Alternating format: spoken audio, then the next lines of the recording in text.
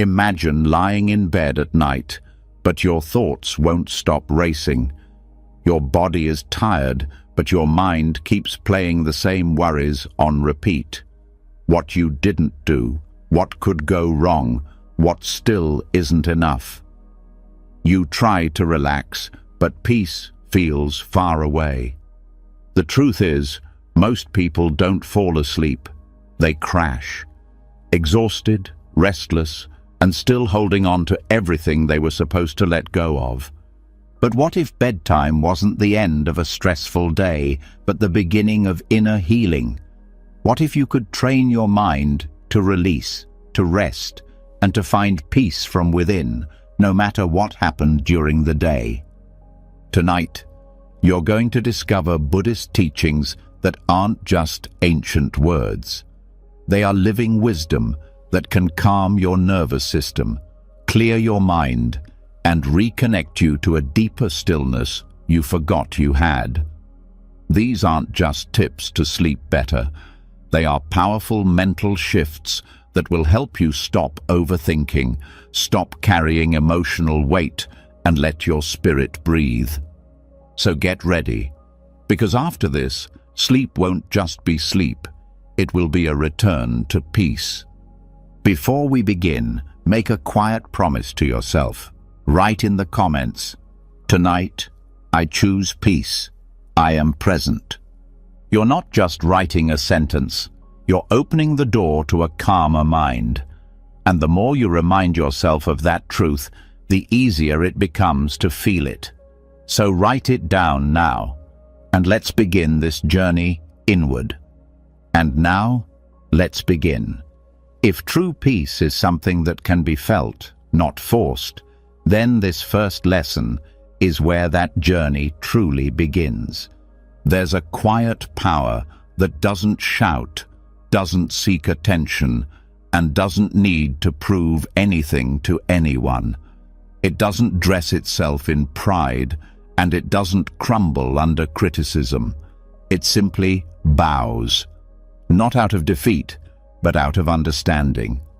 That's the power of humility, not the fake kind that pretends to be small while secretly craving applause, but the kind that comes from a deep place of self-awareness, a place where peace begins to breathe. Most people misunderstand humility. They think it means lowering themselves. They think it means making their needs less important or pretending they don't have strengths. But that's not humility. That's self-erasure. And self-erasure is not peaceful, it's painful. It leads to inner conflict. The heart starts fighting with the mind. One side says, "Speak up." The other says, "Stay quiet."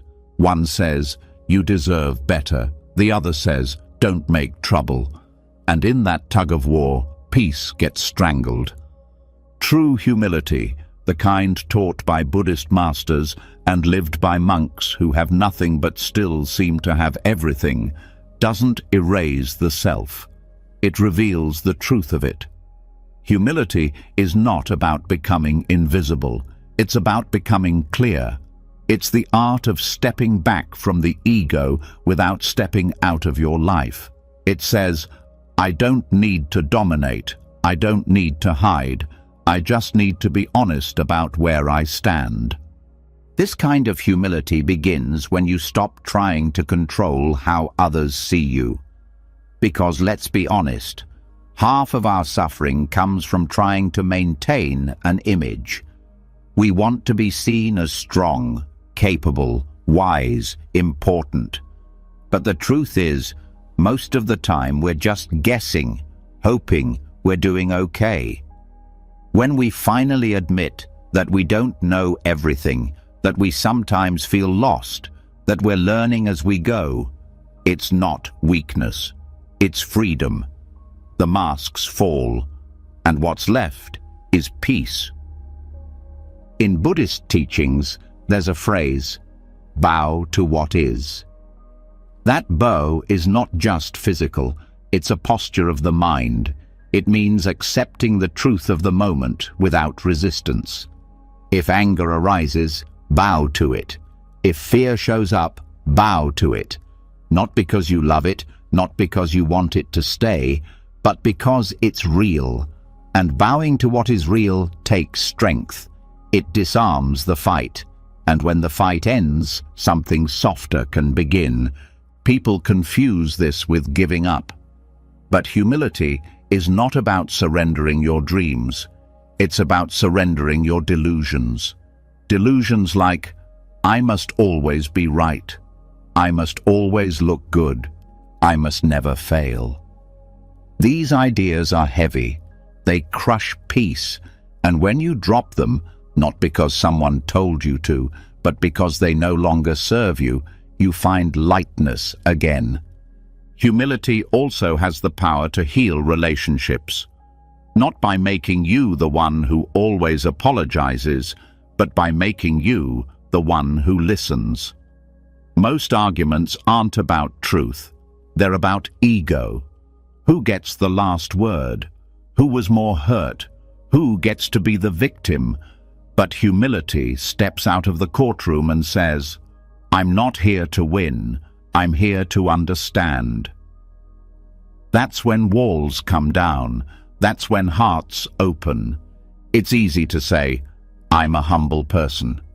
It's harder to practice humility when someone insults you, when someone overlooks you, when someone misunderstands your silence. The ego wants to correct, defend, fight back, but the humble mind says, I don't need to prove my worth. I know who I am, even if you don't.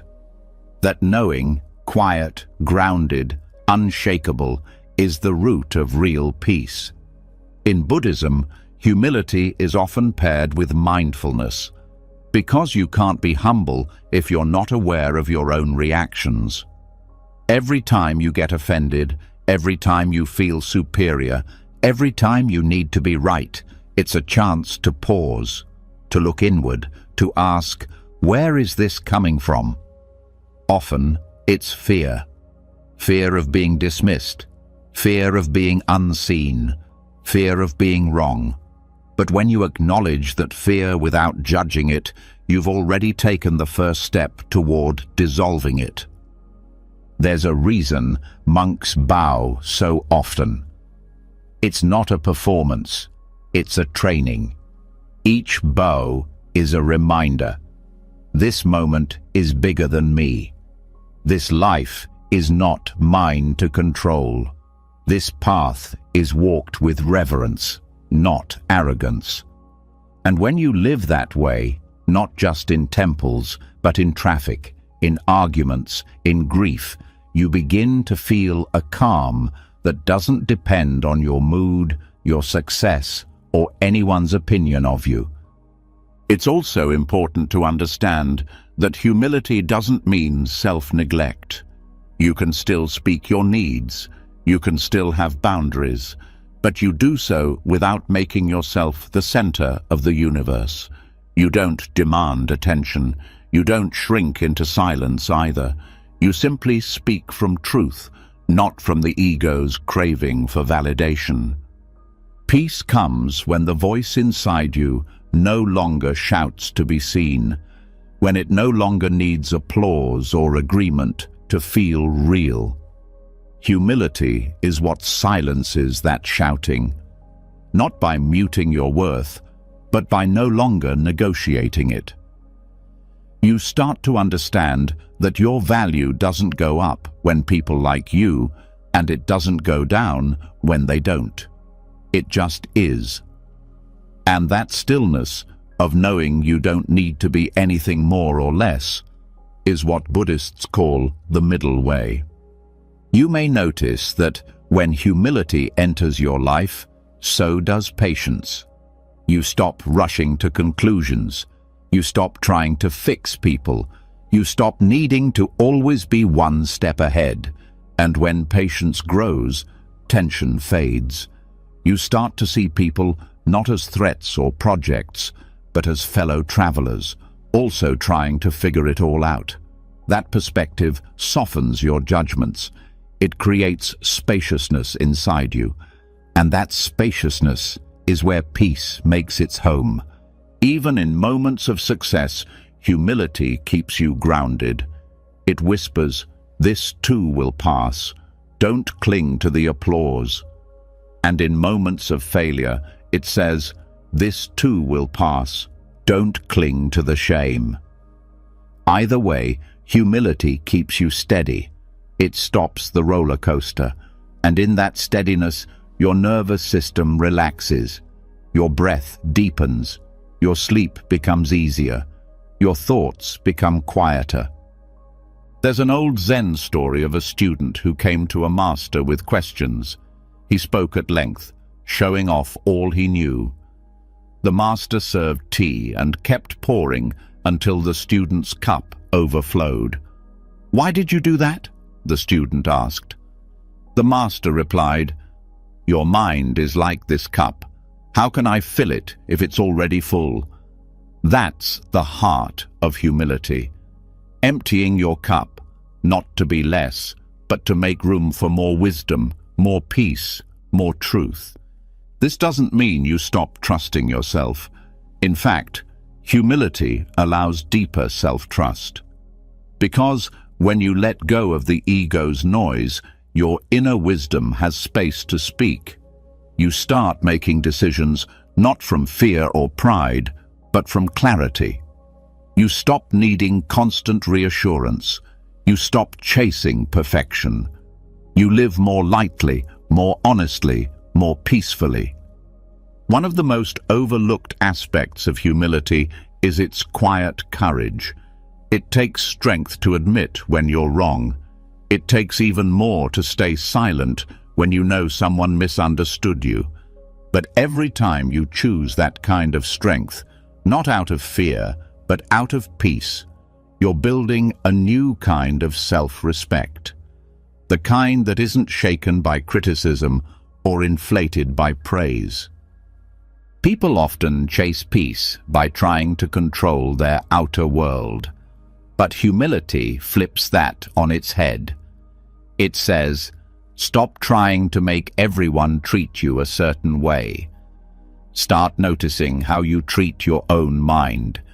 That's where the real power is, because when you stop needing to win, you start winning the moments that truly matter. The quiet ones, the present ones, the ones where you're just fully here. Even forgiveness becomes easier when humility leads the way. You stop needing to hold grudges to protect your pride. You stop keeping score. You realize that forgiveness isn't about them. It's about freeing you from the weight of resentment. And every grudge you let go of is one less stone in the backpack of your mind.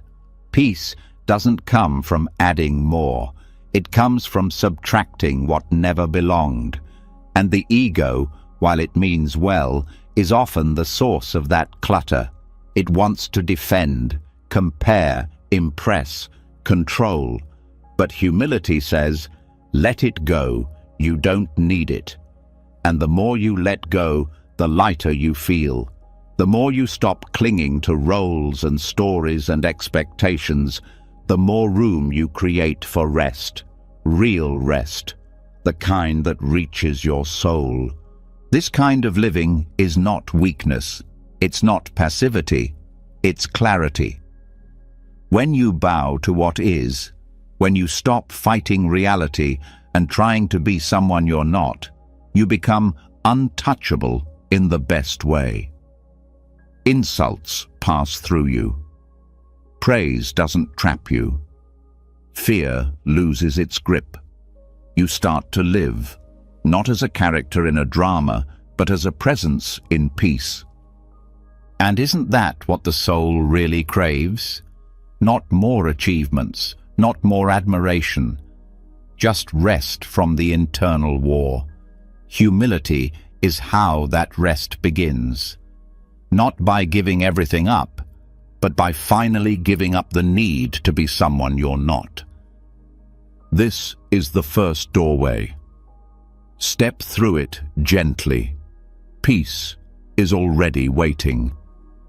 And now that we've gently opened the door to peace through humility, by loosening the grip of the ego and softening the inner stance, we step into a space far quieter, yet even more transformative.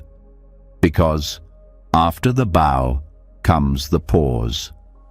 And it's in that pause, between wanting and having, between seeking and grasping, where the stillness begins to hum.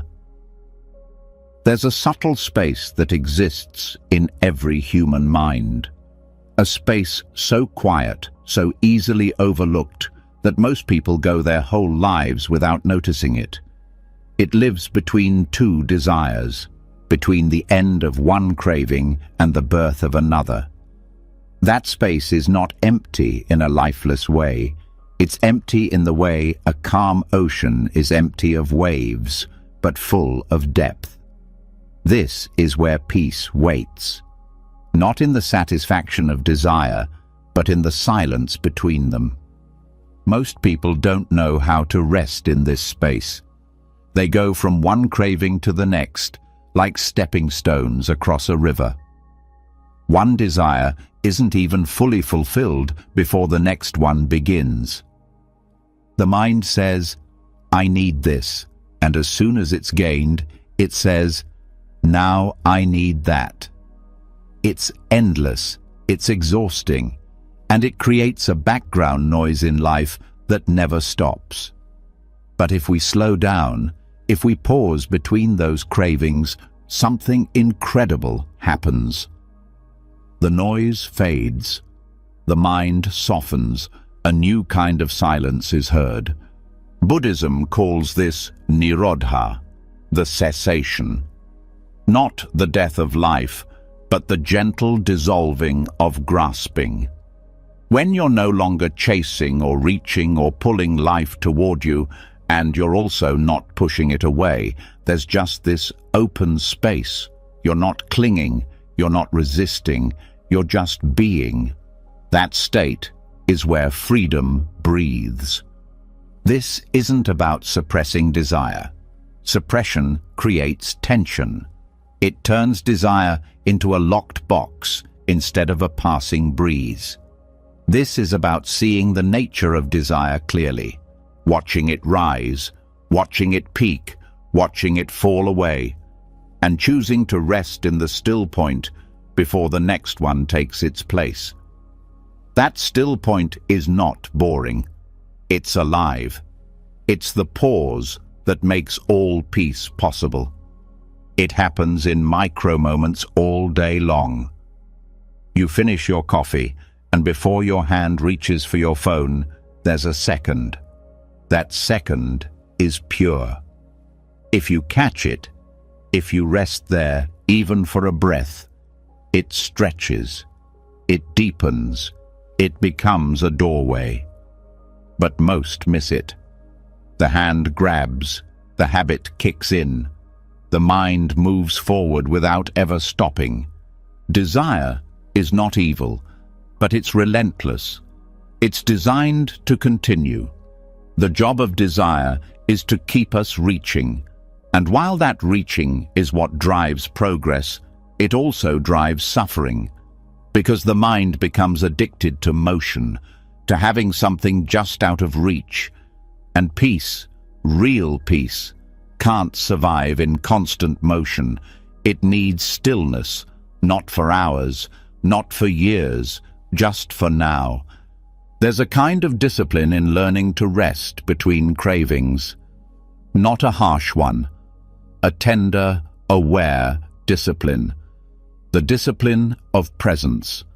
When you feel the urge to check something, buy something, say something, react to something, pause. Don't forbid the action, just wait, breathe, observe. In that breath, you'll notice something sacred. You're not the craving. You're the one noticing it. That distinction is life-changing. Because if you are not your desire, then you are also not your restlessness. You are not your grasping. You are not your hunger. You are the quiet that holds it, the sky that holds the clouds. That realization doesn't come from thinking. It comes from pausing, from sitting in the silence between desires. This silence also reveals what truly matters. When you rest in it, you start to see which desires are real and which are just echoes.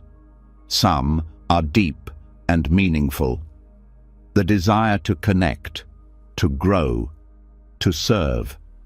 Others are just noise, cravings born from boredom, from marketing, from loneliness disguised as urgency. In the pause, the false ones dissolve. Only what is real remains. Even pleasure becomes deeper when you know how to rest between desires, because you're no longer rushing from one moment to the next.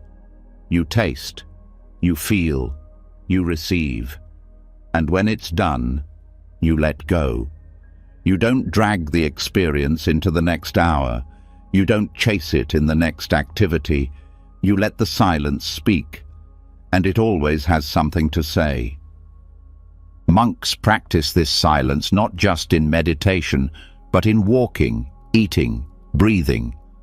Every moment becomes an opportunity to rest in the pause. It's not a pause of doing nothing, it's a pause of non-grasping. They eat slowly, not because they have nothing to do, but because they have everything to feel. And feeling deeply requires stillness.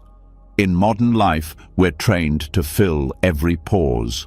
Waiting in line, check your phone, commercial break, open another tab, awkward silence, talk.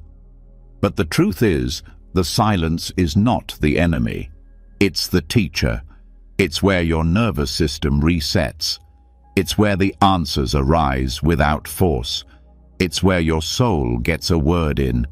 If you can learn to sit in this silence, even for a few seconds a day, the ripple effects are enormous. You'll start to feel less anxious, less reactive, less consumed by things that don't matter. You'll start to experience life as a flow rather than a chase.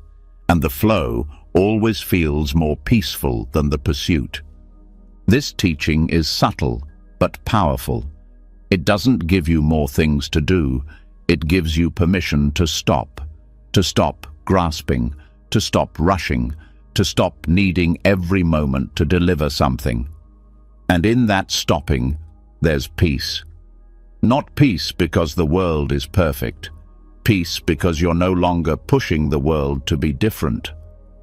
It's easy to believe that peace will come after the next achievement, the next relationship, the next breakthrough. But Buddhist wisdom flips that belief. It says, peace is here, right now, between the last desire and the next. It's been waiting, but it won't shout. You have to get quiet enough to hear it. When you do, something shifts. You stop running. You start arriving, not once, again and again, with every pause, with every breath.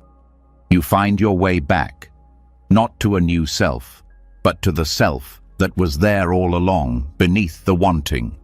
Even physical relaxation deepens in this space.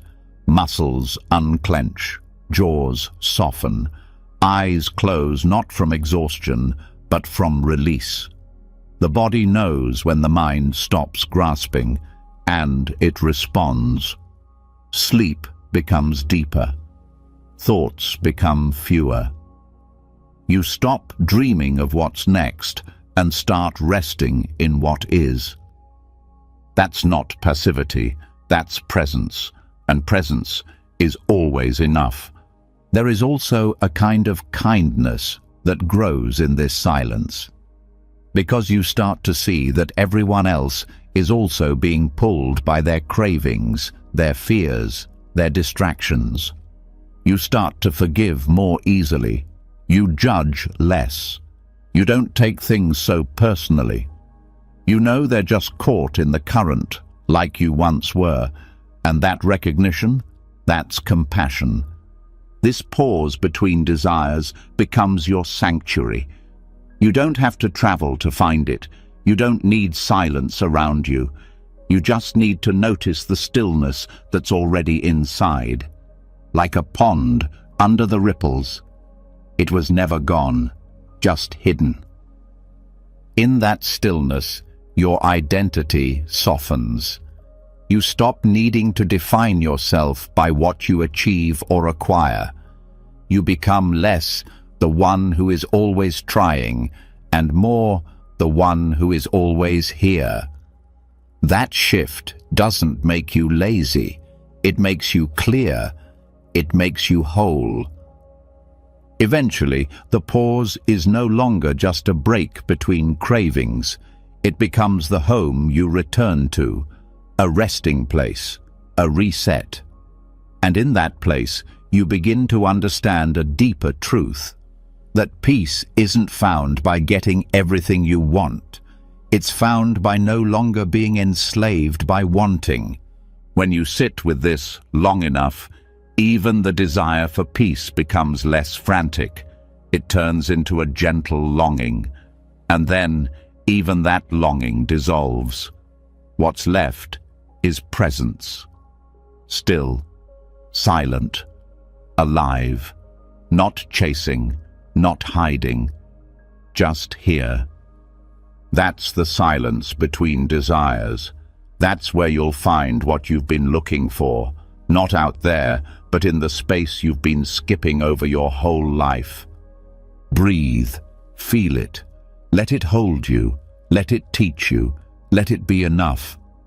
Once the craving quiets and the silence between desires starts to feel like home, there comes a subtler kind of unrest, one that wears the mask of virtue. It doesn't scream like anger or push like greed.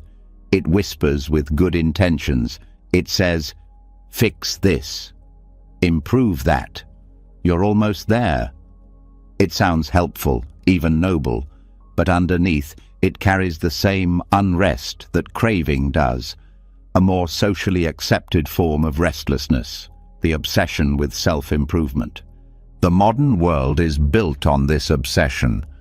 Everywhere you turn, there's a message. Become better. Be more productive. Get more focused. Heal faster. Evolve constantly.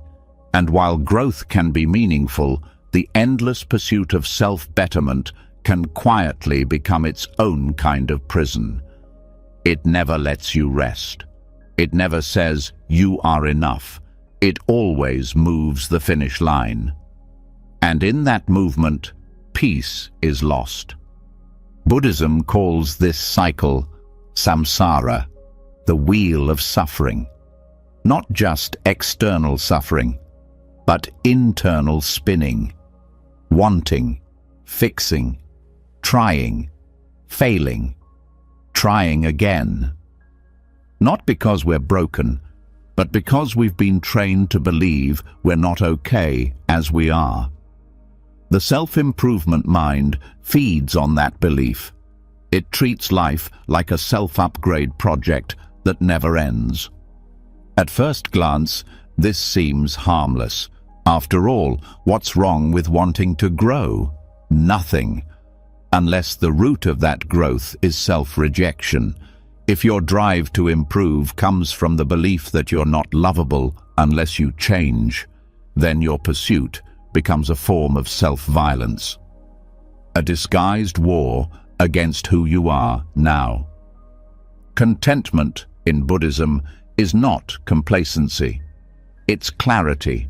It's knowing when striving is helpful and when it's harming, when action is coming from wisdom and when it's coming from fear. The fixer mind always runs on fear. Fear of not being good enough.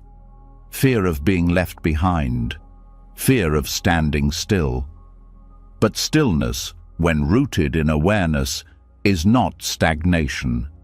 It's a return to your center. This is why Buddhist practice places such strong emphasis on acceptance. Not because change is bad, but because change must grow from still soil. If you're always uprooting yourself to be better, your roots never settle. You never feel safe in your own being, and safety is what allows true transformation to unfold, not panic, not pressure, not perfectionism. Many people think they are practicing self-care, but they are actually practicing self-correction. Every journal entry, every workout, every meditation becomes another attempt to finally fix what feels wrong inside. But that energy, though it looks like healing, is secretly exhausting. It says, "I'll be okay when," instead of, "I am okay now, even as I grow." The irony is, peace never waits at the end of improvement. It waits underneath the need to improve. Not because growth is wrong, but because it's not where your worth comes from. You are not a problem to solve.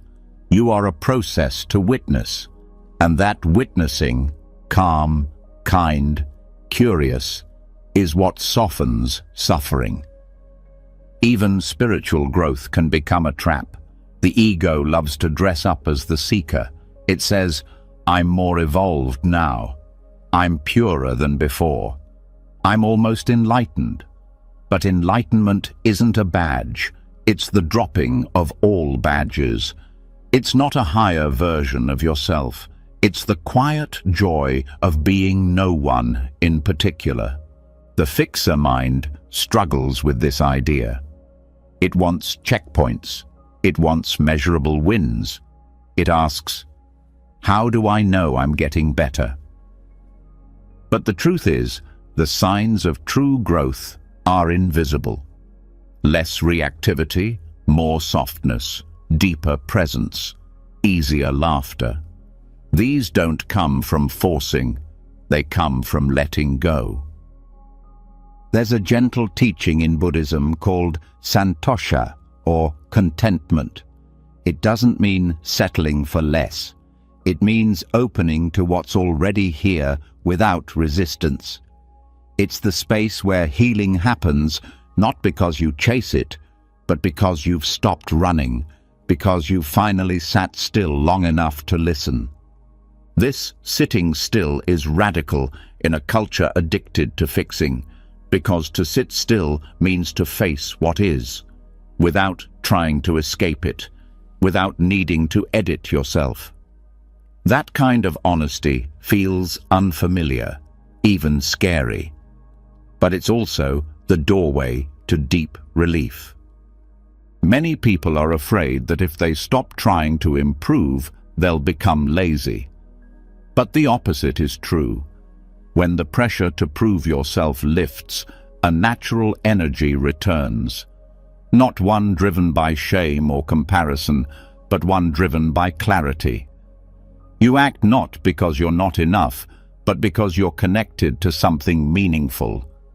This shift changes everything. You stop chasing the ideal version of yourself. You stop measuring your worth by how productive you were today. You stop grinding your soul down just to keep up with others who are also secretly tired. And instead, you start honoring the rhythm of your own becoming. The fixer mind often says, "I need to be more disciplined." But Buddhist discipline is different. It's not based on force, it's based on devotion. You practice not because you hate where you are, but because you love where practice brings you, even if it's messy, even if it's slow. This path is not about deleting your goals, it's about softening your grip on them. Want to grow? Grow. But do it from peace, not pressure. Do it because your soul is ready, not because your ego is scared. Real change doesn't shout, it whispers, it waits for quiet hearts. It arrives through still doors. Perfectionism is the shadow side of improvement. It whispers, "You must get this right. You must never slip. You must always be becoming." But the Buddha never said, "Be perfect." He said, "Be awake." And awakening is messy. It's falling down and getting up. It's laughing at yourself with kindness. It's not a straight line. It's a spiral that deepens over time. And in that spiral, there are pauses, not setbacks, not failures, just pauses, moments to breathe, to reflect, to feel the ground beneath your feet again. The fixer mind hates these pauses. It calls them lazy. But Buddhist wisdom says they are sacred because they are honest, and honesty is peace. You may still want to grow, to learn, to evolve. That's natural. But the energy behind that wanting can shift. From craving to curiosity. From shame to joy. From panic to presence. You can move forward with a peaceful heart, with no whip behind you, no inner critic screaming directions. This is the end of the fixer mind, when you no longer seek healing because you believe you're broken, but because you know you're whole, and you want to live that wholeness more deeply. That's not fixing, that's unfolding, that's not striving, that's allowing. You may notice that the less you try to be perfect, the more authentic you become. And people respond to that. They soften around you, because you're no longer trying to perform peace, you're actually living it. And that kind of presence is contagious. Your spiritual practice becomes less about getting better and more about getting real. You stop asking, "What's wrong with me?" and start asking, "What's true for me?" And truth, no matter how raw, is always more peaceful than pretense. There's a Buddhist story about a cracked pot that leaks water on the way back from the well. The pot feels ashamed until it learns that the path it leaks on has bloomed into a garden, not despite its cracks, but because of them. That's the gift of letting go of perfection, discovering beauty in what you thought needed fixing. You are not your productivity. You are not your performance. You are not your ability to meet every goal. You are the one who breathes beneath all of that. And that one is already enough. The fixer mind doesn't want to hear this, but your heart does, because your heart is tired and it's ready to rest. So let this be the rest you didn't know you needed, the permission you didn't know you were waiting for, to grow slowly, to heal imperfectly, to live as a being in progress, not a project in repair. Release the tight grip, bow to your own enoughness, and let peace rise, not as a prize, but as your natural state, always here, always waiting, beneath the noise of becoming. When the fixer finally sits down and the exhausting chase for self-perfection falls quiet, there's a new kind of discomfort that begins to stir, something quieter but equally disruptive. Not the loud voice of "be better," but the crowded murmur of everything we've picked up along the way. Opinions, beliefs, judgments, titles, self-labels, all talking at once in the background of the mind. This is the moment to face the real weight we carry, not in our hands, but in our heads. Most of what disturbs peace doesn't come from what happens to us. It comes from how full we've become, full of mental noise, full of ideas about how things should be, full of old stories about who we are. And when the mind is full, stillness can't enter. Even the softest whisper of peace needs space to be heard. There's an old Zen story about a university professor who visited a master to learn about enlightenment. The master served tea, but kept pouring even after the cup overflowed. The professor cried out, "It's full," and the master replied, "Just like this cup, your mind is too full to receive anything new." That's the heart of this lesson. Peace is not something you add to your life. It's something that shows up when you empty the cup. Most of us were never taught how to empty. We were taught how to gather knowledge, gather opinions, gather status. We learned to build an identity brick by brick until the structure became so tall that it blocked the sun. But now it's time to learn the opposite. Not to become less, but to carry less, to loosen the grip on all the things that define us but don't serve us. Because peace doesn't live in clutter. It lives in space. Releasing mental clutter begins with recognizing it. That voice that says, "I always mess things up." That automatic judgment of others. That quick defensiveness when someone disagrees. These are not truths. They're residues. Old sediments sitting at the bottom of the mind, clouding the clarity of the present. And the first step to stillness is noticing that they're not part of you. They're patterns. They can be released. Letting go doesn't mean forgetting who you are. It means questioning who you've been told you have to be. It means gently setting aside the roles you've over-identified with, the achiever, the worrier, the helper, the perfectionist, and sitting for a while without any role at all. Not because you've failed at them, but because you've outgrown the need to be defined by them. Inner stillness comes when you don't need to explain yourself, not even to yourself. When the narrative falls away, when the opinion loses its sharp edge, when the judgment loses its urgency, that's where peace breathes.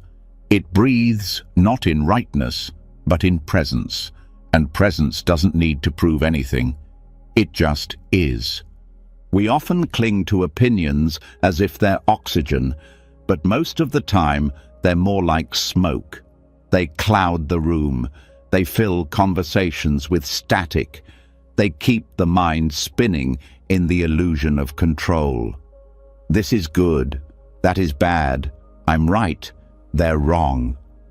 But the more you insist on being right, the more you miss the quiet truth that doesn't argue. It simply rests. Buddhist wisdom teaches that clinging, even to what seems helpful, creates suffering. That includes clinging to being right, clinging to identity, clinging to my way. These are all forms of tightness, and tightness is the opposite of peace. When the mind is tense, the body follows, the breath shortens, the jaw clenches, the heart feels heavy. But when the grip loosens, the entire system begins to soften. And it's not just about others. The thoughts we carry about ourselves are often the heaviest. I'm too sensitive. I'm not spiritual enough. I should be further along. These are just thoughts, but repeated often enough, they become like furniture in a room we never rearrange. Letting go starts by questioning, who put this here?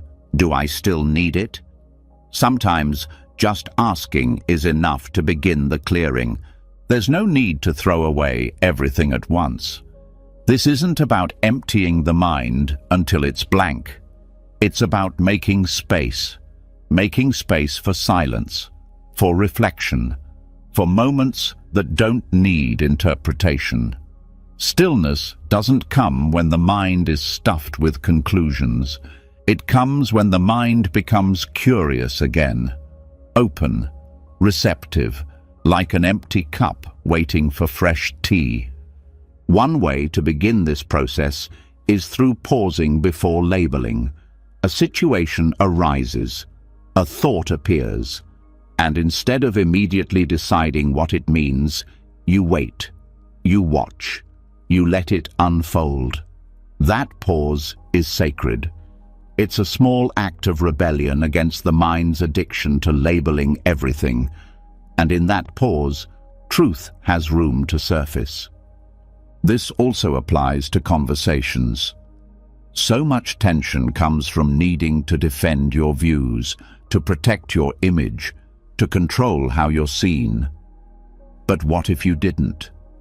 What if you could listen fully, speak simply, and let the rest be? That's not weakness. That's wisdom.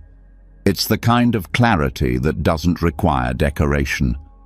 You may also notice that judgments lose their grip when you stop feeding them. A judgment appears about yourself or someone else, and you don't wrestle with it. You don't justify it. You don't shame it. You just let it pass, like clouds in a sky that doesn't need to be clear to be vast. That kind of seeing is peace. It's not about perfection. It's about perspective. Mental clutter also builds up from overconsumption. Constant input, endless scrolling, opinion after opinion packaged as truth. But the mind can only process so much before it begins to swell. The path to peace is not paved with more information. It's paved with intention, with the willingness to say, "That's enough for now," and then to sit, to walk, to breathe without feeding the next mental loop. Releasing clutter means returning to presence, not by forcing silence, but by recognizing when noise is no longer useful. When thought becomes background music and you choose to listen instead to the breath, to the rustle of leaves, to the heartbeat. These aren't distractions, they are anchors, and every time you return to them, the mind clears a little more. Identity can be one of the most stubborn forms of clutter. We believe we are what we've done, what we've failed at, what we've survived. But the truth is, none of those define us. They shape us, yes, but they don't confine us. Who you are is not a label, it's an awareness, a presence. And that presence is beyond description. When you touch that presence, even briefly, opinions become less urgent. Labels feel too small. You don't need to reduce yourself to fit a box anymore. You just rest, fully, here. Stillness is not about doing less, it's about carrying less.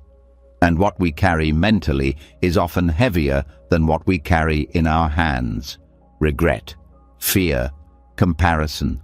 These can feel endless, but they're all tied to thoughts that have overstayed their welcome. When you notice them with kindness, when you say, "Thank you, but I don't need you right now," something begins to shift. The room inside you expands. That expansion doesn't need an audience. You don't need to broadcast your letting go. This isn't about becoming a different person. It's about becoming lighter as you are, dropping the excess. And when you do, life doesn't shrink. It opens. Your attention becomes sharper. Your heart becomes softer. Your rest becomes deeper. In this space, peace doesn't feel like an achievement. It feels like a return, like remembering a song you forgot you loved, a stillness you once knew before the world told you who to be. And in that remembering, the noise begins to fade, not because you fought it, but because you stopped feeding it. Release doesn't always feel dramatic. Sometimes it's just a small breath, a gentle nod, a choice to let the moment be enough without wrapping it in commentary. And when those moments begin to string together, you don't just feel peaceful, you become peace itself. This is the gift of the empty teacup. It doesn't offer more. It offers less. Less noise, less need, less identity. And in that less, you find everything that was missing: clarity, ease, and the deep, quiet joy of simply being. And now that the mind has begun to empty, clearing away the clutter of identity, opinions, and inner noise, what remains is a space that quietly asks to be filled with something simpler. Not more thoughts, not more effort, just breath. That soft, steady rhythm that has always been there, patiently waiting to become your home again. When everything else is too much, the breath stays. When the world spins too fast, the breath slows. It asks for nothing, and yet it gives everything. Breathing is the one thing always within reach. It's the first thing done at birth, and the last thing done before death. And in between, it's often forgotten, taken for granted, overlooked in the rush to think, to speak, to act, to solve. But Buddhist wisdom teaches that the breath is not background. It's the doorway, a refuge, a temple that moves with you, a place of safety that cannot be taken, only ignored. Many people try to find peace by controlling the outer world, but the breath is the inner world's anchor. It grounds the nervous system, it steadies the emotions, and it gently pulls attention out of thoughts and into presence. But not just any breathing. What heals is conscious breathing, when awareness touches the breath, when the inhale is noticed, when the exhale is received. This isn't a technique, it's a relationship. To breathe consciously is to say, I am here, not in the next hour, not in the past mistake, not in the what-ifs. Here. And in that here, the weight of overthinking starts to lift. The chaos begins to unravel. And even if life outside remains noisy, the life inside begins to hum with something quieter. There is a sacred rhythm inside every breath, expansion and letting go, receiving and releasing, holding and surrendering. This rhythm is not random. It reflects the nature of everything. Every emotion, every season, every stage of life follows this wave. To sync with it is to stop fighting time, stop fighting change, stop fighting the flow. And when the fight ends, peace begins. Most suffering begins when the mind disconnects from this rhythm. It races ahead. It digs into the past. It spins in judgment. And as it does, the breath shortens. It becomes shallow, tight, forced. The body tenses. The heartbeat quickens. The breath becomes an echo of the mind's panic. But the moment you return to it, softly, not with force, you begin to reset everything. No therapy, no lecture, just breath. That's why monks spend hours in breath meditation. Not because they're doing nothing, but because they're training the mind to rest. Breath after breath, they come back. Back from thought, back from craving, back from fear. They don't push the mind, they guide it, gently, like leading a child back to bed after a nightmare. And each time they return, something opens. A gap between thoughts, a softness in the chest, a stillness beneath the worry. The breath becomes not just oxygen, but medicine. A bridge back to presence, back to safety, back to a peace that doesn't depend on anyone's behavior or on anything going right. This is not about forcing the breath to be perfect. It's not a performance. In fact, the breath teaches the opposite: acceptance. Some breaths are smooth, some are jagged, some carry emotion, some feel blocked. That's okay. The point isn't to fix them, it's to be with them, to trust that the breath is wiser than the mind, that it knows what you need before you do. In moments of stress, the breath can be a lighthouse, not by making the storm stop, but by keeping you from crashing against it. All it takes is a moment of noticing. One inhale, one exhale, one decision to pause before reacting. And that pause, over time, becomes a habit, a refuge, a way of walking through chaos without becoming it. Even in the darkest moments, the breath remains. When words fail, when thoughts scream, when nothing makes sense, there's still breath. And if you can hold on to it, if you can return to it, you haven't lost yourself. You're still anchored. You're still here. That kind of trust doesn't come from theory. It comes from practice. Every time you sit with your breath, not as something to manage, but as something to honor, you build a new relationship. One built not on control, but on reverence. You start to feel held even when you're alone. And that feeling becomes your safety net. You might be surprised by how much emotion the breath holds. Old grief surfaces, long-forgotten anxiety rises. That's not a sign of failure, it's healing. The breath doesn't bury things, it reveals them, gently, so you can meet what's been hidden with presence instead of avoidance. That's how trauma softens, not through analysis alone, but through presence with the body. And the breath is the body's most tender language. Daily breath awareness changes more than just stress levels. It changes how you speak, how you listen, how you move through the world. You become slower to anger, quicker to forgive. Not because you're trying to be spiritual, but because your nervous system is no longer hijacked, because you're no longer living in a breathless panic. Even simple routines change. Eating becomes slower. Driving becomes calmer. Waiting becomes restful instead of frustrating.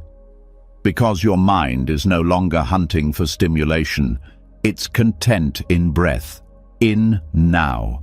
And that kind of presence is not neutral, it's warm, it's filled with quiet joy. The kind of joy that doesn't need to be shouted to be felt. Trusting the breath means trusting life. The rhythm that carries the inhale and exhale is the same rhythm that carries birth and death, gain and loss, rise and fall. When you align with it, you stop demanding that life go your way. You stop treating discomfort as a problem. You begin to relax into the wave. And in that surrender, control becomes less necessary, because presence replaces it. This doesn't mean giving up direction. You can still set goals, make plans, take action, but now you do it from a place of grounded awareness. You know when to move and when to pause, when to speak and when to listen. Because you're not reacting anymore, you're responding from a place of wholeness. There's an ancient saying, as the breath is, so is the mind. If your breath is rushed, your mind is unsettled. If your breath is deep and steady, your mind follows. This is not poetic. It's biological. It's spiritual. It's how the system works. And the beauty is, you don't need to change the mind directly. You can begin with breath, and everything else shifts on its own. Many spiritual traditions see the breath as sacred. In some languages, The word for breath is the same as the word for spirit. That's not a coincidence.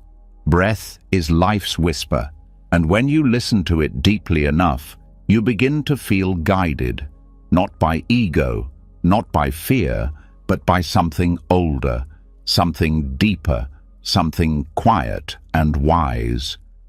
Over time, the breath becomes more than a practice.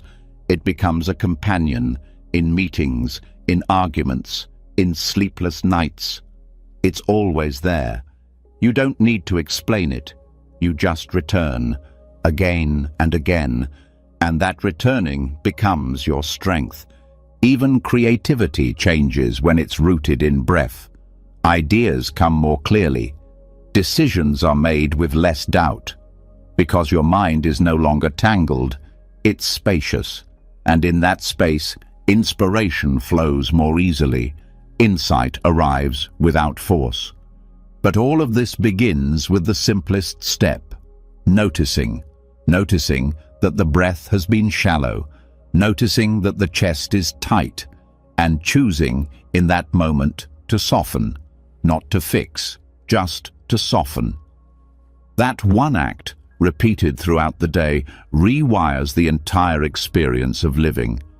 Eventually, the breath becomes your home, not a place you visit, but a place you live from. And living from breath means living from presence, from stillness, from trust, even when things are uncertain, even when fear visits.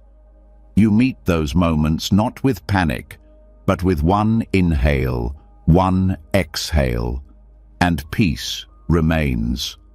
So return now, to the breath, to yourself, to this moment. There is nothing else more important than this rhythm, nothing more healing, nothing more sacred, because when breath becomes a refuge, you are never truly lost again. Now that the breath has become steady and sacred, a soft rhythm that grounds presence without needing permission, it's time to explore what often pulls us away from that rhythm: our emotions. Even with the calmest breath, the mind can still get swept into emotional storms. Not because emotions are wrong, but because we often mistake them for truth, for reality, for who we are. This confusion doesn't just disturb peace, it rewrites the world through a distorted lens. And to return to stillness, we must learn a new relationship with how we feel. Emotions are not the enemy. They're not signs of weakness or failure. They're messengers, temporary experiences passing through the body and mind. But when they arrive, especially the loud ones, anger, fear, shame, sorrow, they tend to take over the room. They sit at the head of the table and speak as if they know everything. And most of the time, we listen without question. We feel fear and assume something is wrong. We feel sadness and decide life is broken. We feel anger and believe someone else is the cause of all our suffering. But emotions are not facts. They are reflections. They echo thoughts, past wounds, unmet needs.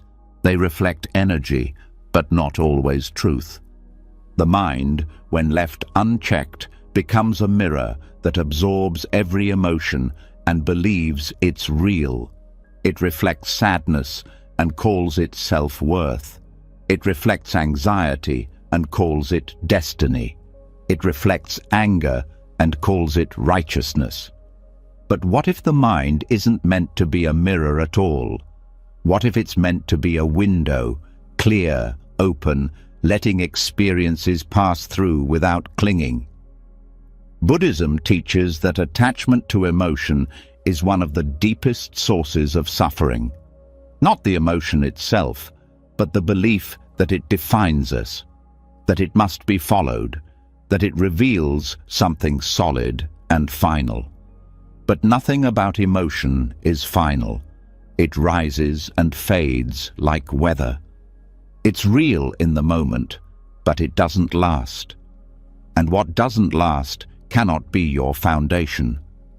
Detachment is the key, not suppression. Suppression pushes emotion down and stores it like pressure in a sealed jar. But detachment observes emotion without believing it. It feels the wave without becoming the wave. It lets the sadness rise, and instead of saying, "I am broken," it says, "Sadness is here." That small shift in language changes everything. When you detach from emotion, you give it space to breathe. You let it complete its cycle without interference. You don't resist it, and you don't indulge it. You hold it like a guest. You say, "I see you, I hear you, and I'm not you." That clarity is not cold. It's compassionate, because it stops the self from being buried by temporary feelings. Emotions often bring urgency. The mind says, "Fix this now. Say something. Run." But Buddhist mindfulness invites pause. The breath returns. The body is felt. And you begin to witness the emotion as a moving energy, not a command. You feel its intensity, but you're not trapped by it. You respond instead of react. It's easy to say, "Don't believe everything you think," but it's even more powerful to practice, "Don't believe everything you feel." That doesn't mean ignoring emotions. It means recognizing that they are not the whole truth. They are a piece of a passing story, and if you stay present, they reveal their roots. Maybe the anger is protecting old hurt. Maybe the anxiety is just unprocessed change. When you stay with them, but don't become them, they begin to unravel. Buddhist practice doesn't ask you to get rid of emotion. It asks you to stop identifying with it. To stop saying, "I am angry," and start saying, "Anger is present." That's not wordplay, it's freedom. Because when the identity steps back, peace steps forward. You're no longer the storm, you're the sky holding it. This shift takes practice, especially when emotions feel overwhelming. But even in the strongest waves, there's a part of you that can stay still. A part that breathes, that watches, that knows this will pass. That inner witness is not fragile. It's not confused. It doesn't need to explain. It just stays. Detachment also protects relationships. Because when you don't believe every emotional reaction, you don't project it onto others. You take space. You reflect. You speak from clarity instead of chaos. That kind of communication heals. It prevents damage. It builds trust, not just with others, but with yourself. There is also great wisdom in tracking emotional patterns, not to judge, but to understand. Notice what triggers what. Notice the stories you attach to certain feelings. Notice how quickly you move to conclusions. Then pause. Ask, is this true? Is this helpful? Is this now? Often the answer will soften the entire experience. Detaching doesn't mean numbing, it means becoming more precise. You feel the anger, but you don't become cruel. You feel the grief, but you don't drown. You feel the fear, but you don't freeze. You stay aware, kind, and clear. That's not weakness, that's mastery. In Buddhist teachings, this awareness is cultivated through vipassana, insight meditation, watching the body, watching the mind, noticing sensation, noticing thoughts, noticing how emotions begin as sensations, tightness, heat, pressure, and evolve into stories. When you catch them early, you don't have to ride the whole story. You can choose. Stillness begins when you no longer chase peace through emotional comfort, when you allow discomfort without panic, when you hold sadness without collapse, when you feel joy without clinging. That neutrality is powerful. It doesn't dull life, it balances it. Every emotion has a message, but not every message needs to become a mission. Sometimes anger is just a spark. Sometimes anxiety is just static. When you meet them with breath, with presence, with space, they don't control you. They reveal something, and then they leave. Your job is not to silence emotion. Your job is to stay bigger than it, to hold space for it, to honor its visit, and then bow as it leaves. You don't need to chase happiness. You don't need to run from sadness. You sit, you breathe, you watch, and the storm passes. This is the path of emotional freedom. Not the absence of feeling, but the absence of slavery to feeling. You are not the mirror that reflects every passing mood.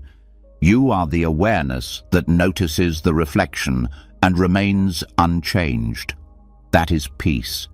That is power. And in that power, you rest. You don't need every emotion to agree with your worth. You don't need every mood to confirm your path. You stay steady, awake, rooted, while everything else moves through you like wind through trees. The mind, when trained gently, stops grabbing every emotion as if it were precious. It starts letting go faster, not because it doesn't care, but because it trusts. It trusts the rhythm. It trusts the breath. It trusts that presence is enough, even when emotions are not pleasant. That trust grows every time you resist the urge to panic, to explain, to react. It grows every time you stay quiet for one more breath, every time you choose to wait before you act. That is the path of detachment. That is how you return to stillness, not through force, but through presence. And presence, once stable, becomes a refuge, a quiet place inside you where emotions may visit, but they don't get to build a home. You host them with compassion, you learn from them, and you release them, over and over, until the mind no longer believes its own storms, until the heart opens, not to drama, but to peace. Once emotions are no longer treated as truth, once the waves can rise and fall without sweeping away the center, something else begins to emerge from the quiet. A deeper pattern, a more persistent echo. Not just a passing feeling, but a full script. A personal story that the mind has been rehearsing for years. This story isn't loud like anger or sharp like fear. It's subtler. It sounds like memory, like identity, like explanation, and it follows many people around every day of their lives.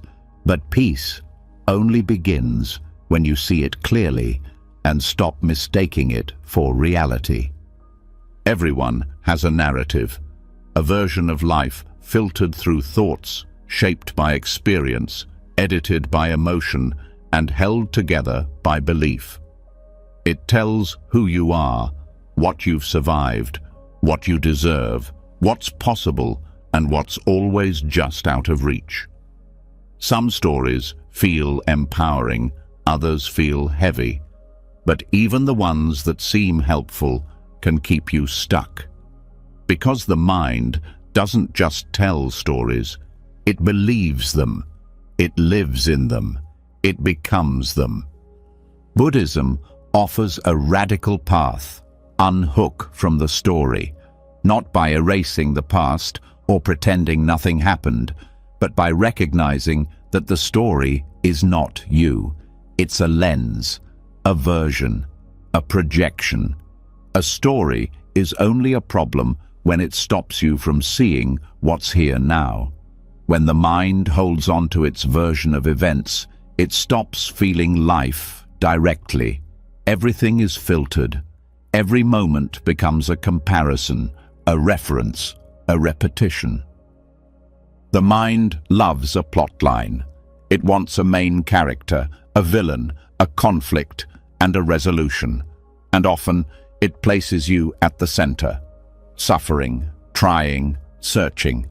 But peace begins when you stop needing to be the main character, when you step back and become the observer of the story instead of its lead actor. In that shift, the drama starts to dissolve, not because you fixed the plot, but because you stopped identifying with it. Thoughts will still come, memory will still visit, but without attachment, they pass through like clouds. You see the story beginning. I always mess things up. They never respected me. I should have been further by now. And you let it go. You don't fight it. You don't follow it. You just see it. And seeing is enough to break the spell. This isn't about erasing history.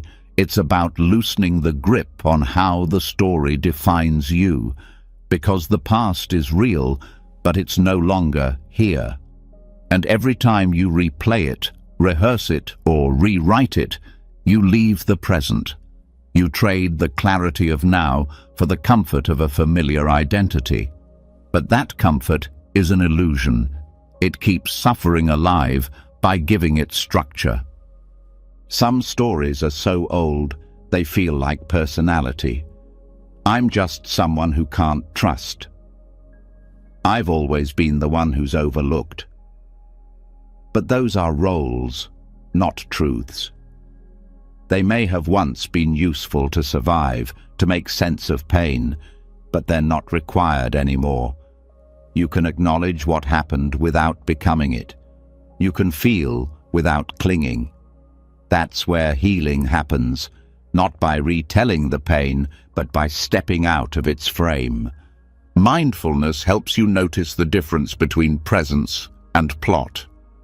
You're washing dishes, and the mind starts narrating a conversation from years ago. You're walking, and the brain revives an old failure. The story says, think about it more, figure it out. But the breath says, come back. The body says, we're here. The moment offers peace, but only if you choose it over the story. There's a practice in Buddhism called noting. When a thought arises, you name it gently: planning, remembering, judging, worrying. And then you let it go. No drama, no debate, just awareness. The act of noting stops the mind from becoming the thought. It gives you space, and space is where peace lives. The most powerful stories often play silently. Background narratives, the ones that say, you're behind, you're different, you're not quite enough.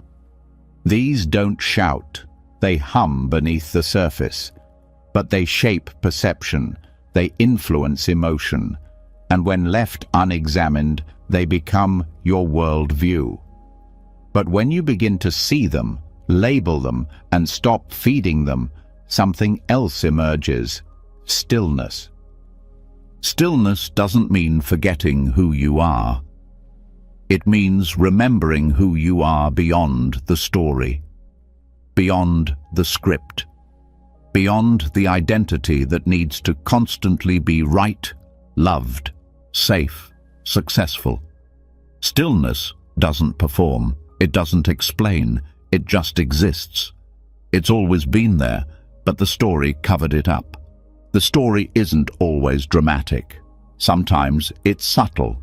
It shows up in how you explain your reactions. I'm like this because of what happened. I don't trust people because of that breakup. I overwork because I'm afraid of being poor. All of these may feel true, and they may have origins in pain, but the question isn't whether they're true, it's whether they still serve you. And often they don't. Letting go of the story doesn't mean pretending things didn't hurt. It means no longer needing the hurt to keep proving itself. It means trusting that you can heal without constantly picking at the wound. It means stepping into the present without dragging the entire autobiography behind you. In Buddhist teaching, the self is described as a process, not a solid object, a stream, not a statue. When you see yourself this way, you stop needing continuity. You stop needing the story to make sense. You just live, moment to moment, with awareness, with kindness, with space to change. You also stop needing to defend your narrative. So many arguments come from needing others to agree with your version, to validate your pain, to see you the way you want to be seen. But when you unhook from the story, that need fades. You don't need your identity confirmed. You're no longer performing it. You're just being. This brings a new kind of lightness, not denial, not detachment from life, but freedom from the weight of the script. You still feel, you still care, but you don't get stuck in the same scenes. You can walk off the stage. You can rest between acts. You don't have to explain your presence. You just inhabit it. When you do this, life becomes less about interpretation and more about experience. You don't need to narrate the meal. You taste it. You don't need to relive the past. You breathe now. You don't need to rehearse the future. You trust the unfolding. That shift doesn't come from belief. It comes from practice. Start by noticing your favorite stories, the ones you tell often, about your struggle, your personality, your identity. Ask, who am I without this story? Not as a theory, but as an exploration. Sit with that question. Let the silence answer. The truth is not loud. It doesn't argue. It just is. This is not about creating a new story, a better version, a more inspiring narrative. That's still a trap. It's still mind trying to script peace. But peace doesn't need a script. It needs space. It needs presence. It needs truth. And truth is not a performance. It's what remains when the story ends. Eventually, the story becomes background noise. It might still show up, but you no longer believe it. You no longer narrate your life like a movie. You just live it, not as the star, but as awareness itself. That's not losing yourself. It's finally meeting yourself, beyond plot, beyond title, beyond scene. This is the path beyond narrative, the path where peace is not part of the story, but what arises when the story dissolves. You are not your history. You are not your thoughts. You are not the character the mind created. You are the space between the words, the silence beneath the script, and in that silence, you are already free. As the personal story begins to fade, as identification with the character loosens and presence takes the place of performance, another layer of stillness starts to surface. But alongside that stillness, a quieter fear can creep in. If the story no longer defines everything, what does? If the identity isn't fixed, where is the ground? This is where many minds instinctively reach for control, for something solid to hold. But the truth is, life was never meant to be pinned down, and peace doesn't come from certainty. It comes from learning how to rest in the unknown. The unknown is not a flaw in life's design. It's a feature. It's the space where growth lives, where change breathes, where wisdom begins. Yet, for most people, uncertainty feels like a threat, a crack in the floor, a failure to plan. But in Buddhist teachings, uncertainty is not the enemy, it's the teacher. It reveals what clinging hides, it exposes what control masks, and it brings you back to the one place that's always honest: now. The discomfort with uncertainty comes from a deep conditioning to equate peace with control. If everything goes according to plan, if every outcome is predicted, then safety feels possible. But that idea only works on paper. In real life, plans fall apart. People change. Health shifts. Loss arrives. And when peace is built on certainty, every unexpected turn feels like a crisis. But when peace is built on presence, even the unexpected can be held with calm. Buddhist practice begins by turning toward impermanence, not away from it. It teaches that nothing is fixed, not the body, not the mind, not success or failure, not joy or sorrow. Everything changes, and instead of resisting this truth, the practice is to bow to it, to soften into it, not with defeat, but with trust. Trust not that everything will be easy, but that everything will move, that nothing stays forever, including fear. When you stop fighting impermanence, a new kind of stability begins to form, not a stability of guarantees, but a stability of surrender, a groundedness that isn't shaken by change because it's rooted in reality, not fantasy. And this shift changes how you relate to everything. You stop needing answers to feel okay. You stop needing to know what's next in order to rest now.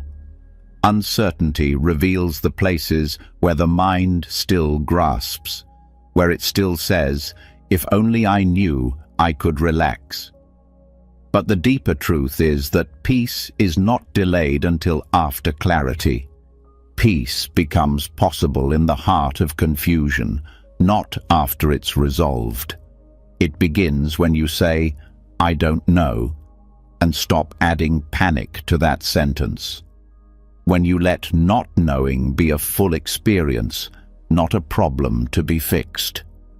There's wisdom in pausing before demanding answers. The mind wants to fill in gaps about the future, about other people, about meaning. But sometimes clarity doesn't come through force. It comes through space, through waiting without anxiety, through letting things unfold in their own time, and that waiting becomes sacred when it's done without resistance. One reason people struggle with uncertainty is because they link it to vulnerability. If I don't know, I might fail. I might look weak. I might lose something important. But Buddhism teaches that vulnerability is not something to escape. It's something to understand, to see that life itself is vulnerable, that every moment is unpromised, and yet here you are, breathing, living, held by something larger than your need for control. Letting go of certainty doesn't mean becoming passive. It means becoming spacious. It means showing up to life with curiosity instead of tension, with openness instead of defensiveness. You still move, you still act, but you do so without needing guarantees. That shift doesn't remove fear, but it removes the need to obey fear. Buddhist monks spend years contemplating impermanence, not to become detached from life, but to become intimate with it, to see the beauty in what doesn't last, to fall in love with the moment, knowing it won't return. That kind of presence is raw, it's real, and it breaks the illusion that anything can stay exactly the same forever. Even relationships change when you welcome uncertainty. You stop clinging to roles, to expectations, to fixed ideas of who people are supposed to be. You begin to meet them where they are, not where you wish they were. And in that meeting, there's more honesty, more flexibility, less disappointment.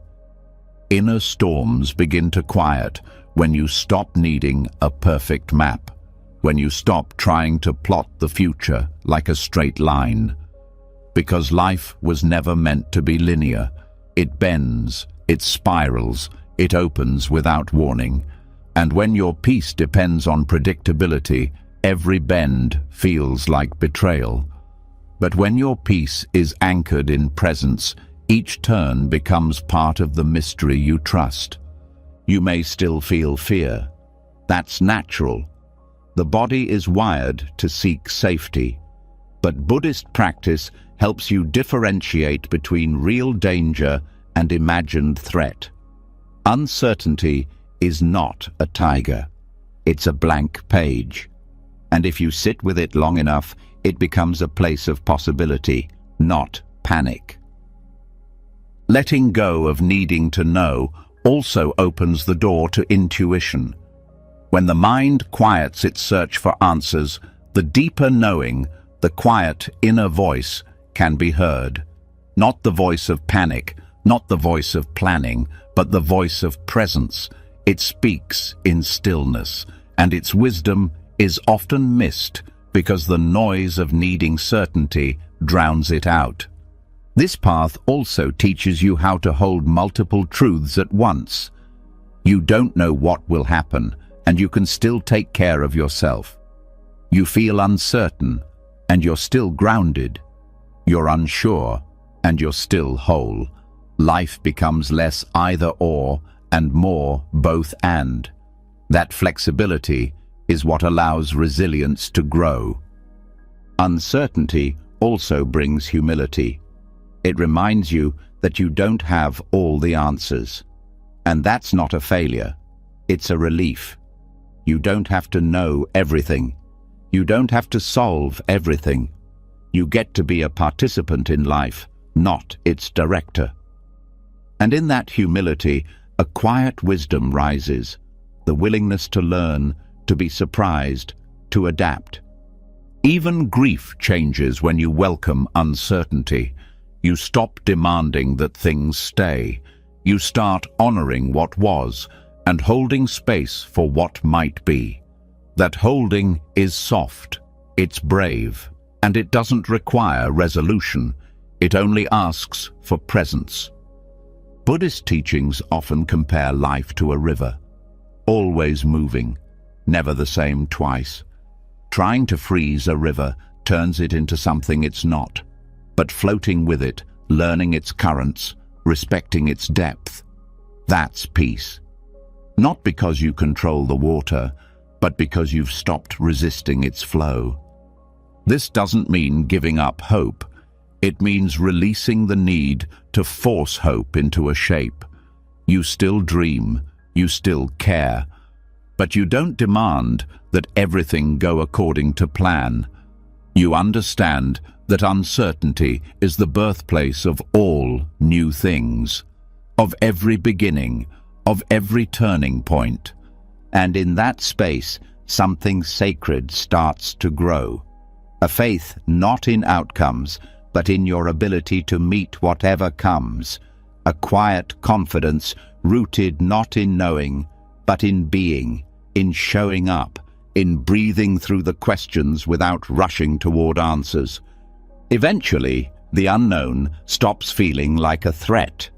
It starts feeling like a companion, a reminder that you are not in charge of the universe, but you are deeply connected to it, that you don't need to know everything to feel safe. You only need to return to this moment, again and again. This is the blessing of uncertainty. It doesn't guarantee comfort. It invites truth. It asks you to live without a script, to breathe without prediction, to love without holding back. And in that way, it gives more than certainty ever could. Not a fixed path, but a free one. Not control, but surrender. Not answers, but peace. Once the grip on certainty loosens and presence becomes strong enough to carry questions without panic, another challenge often arises. One that's not about managing your own experience, but holding space for others. Because even in the quiet of personal peace, the suffering of others can feel overwhelming. A friend breaks down, a partner struggles, a stranger bleeds through their silence, and suddenly your heart doesn't know whether to hold or to run. This is where compassion can get tangled, and where the practice of wise compassion begins. Caring deeply is a strength, but without boundaries, that strength can become a burden. Compassion is not meant to drown you. It's meant to open you without collapse. In Buddhism, this balance is known as wise compassion. It's a love that sees clearly, a kindness that doesn't confuse helping with rescuing. It's the practice of being present with pain without becoming trapped in it. Many people think compassion means taking on others' emotions, absorbing their wounds, giving everything until there's nothing left. But that's not compassion. That's entanglement. That's the heart trying to fix what it can't control, often to avoid the discomfort of helplessness. And underneath that impulse to fix is often a fear, not of the other's pain, but of your own feelings in the presence of it. True compassion begins with steadiness, with staying rooted in your own presence even while another breaks apart. Not coldly, not distantly, but clearly. You don't need to mirror their suffering to validate it. You don't need to make their pain your home in order to care. Compassion says, I see you, I feel you, and I will not abandon you, but I will not lose myself either. This balance is subtle. The mind often rushes in with urgency. Say something, do something, solve something. But the most healing presence often comes not from action, but from space. From being able to hold another's pain without trying to erase it. That space says, your experience is safe with me. You don't have to change it. You don't have to hide it. And I don't need to carry it for you. The mistake is in thinking that love means suffering with. But empathy, when unmanaged, can become over-identification. It moves from I care about you to I am you. And that collapse creates confusion. It disables the ability to help. Because now, two people are drowning. Wise compassion doesn't disconnect. It deepens connection by staying grounded in awareness, by remembering that every being has their own karma, their own path, their own lessons. You can walk beside someone, but you can't walk it for them. That's not detachment. That's respect. That's humility. It honors the other's strength instead of assuming they need saving. This kind of compassion begins with clarity about your role. Are you being present or performing usefulness? Are you listening or trying to soothe your own discomfort? Are you offering support or trying to control the outcome? These questions are not accusations. They're anchors. They keep your presence honest. In Buddhist teaching, compassion, karuna, is always paired with wisdom. Without wisdom, compassion burns out. It becomes martyrdom. But with wisdom, compassion regenerates. It becomes sustainable. It knows when to speak and when to be silent, when to lean in and when to let go. It sees clearly that being overwhelmed helps no one.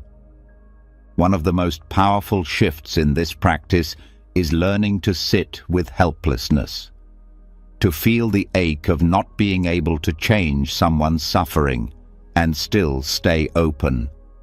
That openness is not weakness, it's courage. It says, I won't shut down just because I can't control this. I will stay with love, even if love can't fix it. And sometimes, staying doesn't mean being physically close. It means releasing the need to manage someone's process, especially when they push you away, especially when they don't want help. Compassion without rescue respects boundaries. It knows that people must come to their own insight in their own time. This also means letting go of resentment when your care isn't received.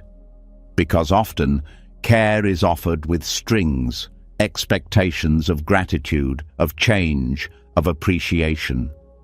But true compassion gives because it's needed, not because it's noticed. It doesn't become bitterness when unnoticed. It remains clean, quiet, generous. You can care deeply and still say no.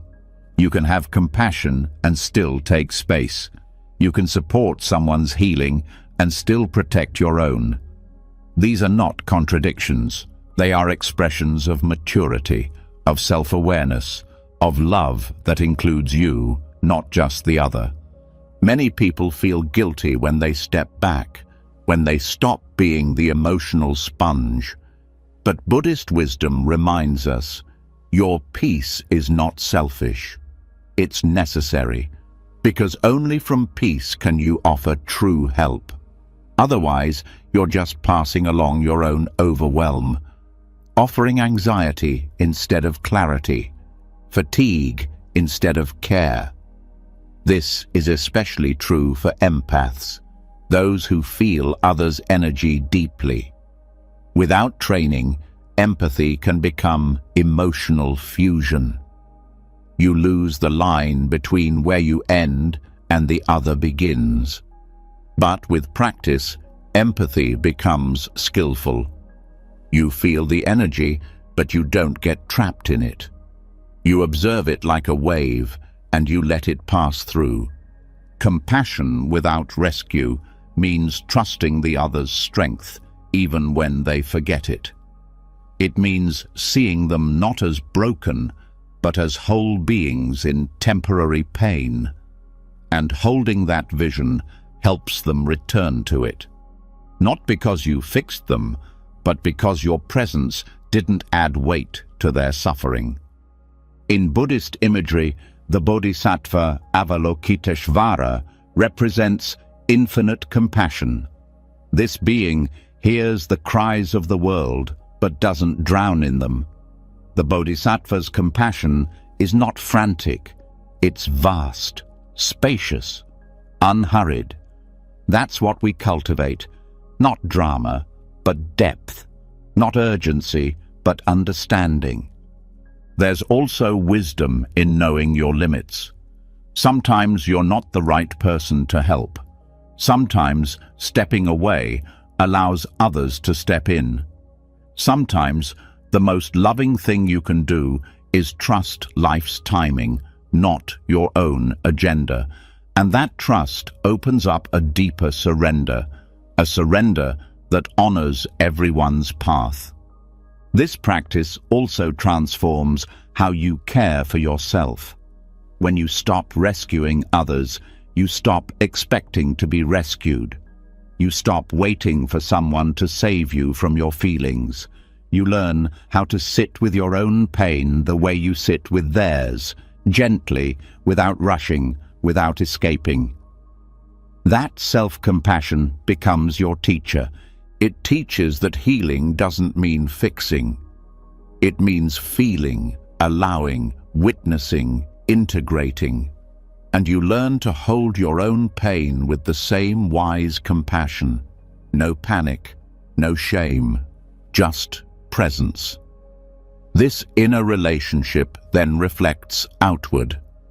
You care for others not from lack, but from fullness. Even small interactions shift. You stop giving advice just to fill silence. You stop absorbing moods as if they're your job to manage. You listen more. You wait more. You trust more. Because you understand now, compassion is not about solving, it's about seeing. You'll still feel. You'll still care. But it won't undo you, because you're no longer trying to carry what isn't yours. You're no longer turning love into burden. You're letting love be what it was always meant to be, light, steady, clear. This is the heart of wise compassion, a compassion that walks beside, not ahead, that offers presence, not pressure, that trusts that even in suffering, something sacred is unfolding. And you don't need to control it. You just need to stay rooted, to breathe, to care without collapse. That kind of love changes everything. Not because it fixes pain, but because it refuses to abandon anyone, including yourself, in the face of it. It's the love that stays grounded, open, awake. And in that kind of love, both peace and strength are born. As the practice of wise compassion deepens, where caring no longer means carrying, and where space becomes as sacred as support, another layer of unrest begins to reveal itself. Not the pain of others this time, but the quiet, constant hum of dissatisfaction within. It's the feeling that lingers even in moments of peace, the whisper that says something is still missing. That who you are, what you have, and what you've done might never be enough. And this illusion of lack is one of the deepest roots of suffering. This feeling of not enough rarely shouts. It shows up subtly, in the impulse to improve, in the need to compare, in the discomfort with stillness. It hides behind ambition, behind productivity, even behind acts of service. It convinces the mind that peace must be earned, that joy must be justified, that wholeness is somewhere just beyond the next achievement. But Buddhism teaches a different path, a radical path, one that says enough is not a finish line, it's a decision, and contentment is not passive, it's powerful. The Dhamma, the truth of things, points to the source of our restlessness. It reveals that suffering doesn't come from what we lack, but from the belief that lack defines us. That belief becomes a lens. It colors everything. A compliment is not fully received because it doesn't match the self-image. A success doesn't feel real because the inner voice says it could have been better. Even love feels incomplete because the mind is measuring its intensity, its frequency, its proof. This illusion of lack is not just personal, it's cultural. From early on, people are trained to look for what's missing: better grades, better bodies, better lives. Contentment is seen as settling, stillness as laziness. But Buddhist wisdom turns this on its head. It says that contentment is not the absence of growth. It's the presence of awareness. It's what happens when the hunger stops controlling you. Contentment is not denial. It doesn't ignore pain or injustice. It simply means seeing clearly what is here and not needing it to be more before you can breathe fully. It means letting this moment count, not because it's perfect, but because it's real. And reality, when met without craving, becomes sacred. One of the most liberating realizations on the spiritual path is that not enough is not a truth. It's a habit, a mental groove worn deep by repetition. But like any habit, it can be seen. And once it's seen, it begins to loosen. You notice when it arises, while scrolling, while talking, while sitting in silence. The mind says, more. And in that moment, you don't need to obey. You can pause, you can breathe, you can return. This return is not glamorous. It won't win applause. But it's where real freedom lives. The freedom to stop chasing. The freedom to enjoy what you already have. The freedom to be with yourself, not as a project to fix, but as a presence to honor. In the teachings of the Buddha, contentment is linked with renunciation, not renunciation as deprivation, but as clarity. Letting go, not because you're forced to, but because you see that the chase leads nowhere, because you've run long enough to know that the finish line keeps moving. And in that seeing, you stop, you rest. That rest is not a giving up, it's a tuning in. It's the moment when the mind no longer spins to validate itself, when it no longer grabs for meaning in the next thing. It simply receives. The breath, the light, the sound, the body, as they are. Nothing added, nothing resisted. Even generosity changes when contentment takes root. You no longer give to prove worth. You no longer serve to fill a void. You give from fullness, from joy, from a place that doesn't need return. That kind of giving is rare, but it heals everyone it touches. Contentment also creates space for gratitude. Not gratitude as a performance, but as a quiet recognition. This is already a miracle. The body is breathing. The heart is still beating. The earth is still holding you up, not because you earned it, but because life continues to offer itself, even when you don't feel deserving. The illusion of lack often tries to disguise itself as improvement. I'll rest after this next step. I'll feel worthy once I achieve that. But there's always a next step, and the bar always moves. Contentment says, I can still grow without hating where I am. I can still dream without rejecting this moment.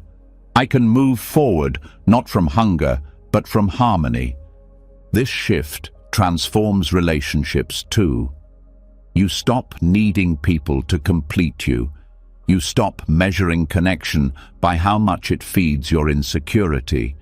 You begin to show up differently, less needy, more open, less entitled, more generous, because you're not trying to squeeze love from others, you're offering it from within. Even solitude becomes sweeter when the illusion of lack dissolves. You're no longer alone because no one wants you. You're alone because peace is enough company. The silence no longer feels like absence. It feels like wholeness without noise. Breaking the illusion of lack also restores your energy, because the constant seeking is exhausting. The mental scanning, the emotional grasping, the chronic dissatisfaction, it drains you. But contentment replenishes. It grounds you. It replaces striving with stillness. And from that stillness, you find a new kind of strength. This is why monks can live with almost nothing and still radiate joy. It's not because they don't feel desire. It's because they've stopped obeying it. They see through it. They know that wanting never ends, but that presence does not need more to feel complete. You don't have to become a monk to feel this. You just have to question the lie that you're missing something. You have to notice the moment your mind says, "This isn't enough," and ask gently, "Who told me that? Where did I learn that joy requires more?" Even spiritual seeking can be a disguise for lack. Reading one more book, trying one more method, waiting for the breakthrough. But real peace comes not from what you add, but from what you stop feeding. When you stop making your present self the problem. When you stop postponing your wholeness. Contentment is not complacency. It's clarity. It's what allows you to act without urgency, to create without anxiety, to love without ownership, to rest without guilt. It doesn't mean nothing matters. It means this moment matters enough to be felt without needing to fix it. And contentment grows every time you choose it. When you pause before upgrading what works, when you appreciate the taste of something simple, when you stop comparing your progress, when you give your attention fully instead of chasing a better distraction. These moments seem small, but they are revolutionary. In Buddhist practice, this is often called santutti, satisfaction of the heart. It's one of the highest blessings, not because it looks impressive, but because it ends the inner war. It removes the craving to be someone else, somewhere else, doing something else. And what's left is peace, not earned, not forced, simply recognized. This is the Dhamma of enough, not the logic of consumer culture, not the push of ego, but the quiet wisdom that says, this moment holds everything. Not because it's perfect, because it's present. And presence, when met with acceptance, reveals its own kind of completeness. There will still be desires. That's natural. But they no longer rule you. You feel them, you acknowledge them, and then you ask, is this desire rooted in lack or in love, in hunger or in harmony? And from that question, your path clears. This isn't a one-time realization. It's a daily returning, 1,000 gentle no's to the voice of not enough, 1,000 quiet yeses to the miracle of now, and each return deepens the trust that you are not missing anything, that you never were. The illusion will try to return, it always does, but every time you recognize it for what it is, a habit, not a truth, it loses power. And every time you choose presence instead of proving, you reclaim your peace. This is the invitation. To stop chasing worth like it's somewhere else, to sit with what is, to feel the breath, to notice the stillness beneath the noise, and to say with your whole heart, not as a performance, but as a prayer, this is enough, I am enough, and that is more than enough. When the illusion of lack dissolves, when the quiet knowing of enoughness begins to take root, the world around you doesn't necessarily slow down to match. In fact, it often seems to speed up. News, opinions, distractions, expectations, everything presses in, demanding a reaction, pulling at your attention, feeding urgency like a fire that never stops burning. But contentment opens the doorway to something even more radical. Stillness. Not as escape, not as silence for comfort's sake, but as resistance, as clarity, as power. Because in a noisy world obsessed with reaction, choosing not to react is not weakness, it is a form of protest. Stillness is often misunderstood. It's mistaken for passivity, for disengagement. But in Buddhist thought, stillness is not emptiness, it's precision. It is the discipline of not being moved by every storm.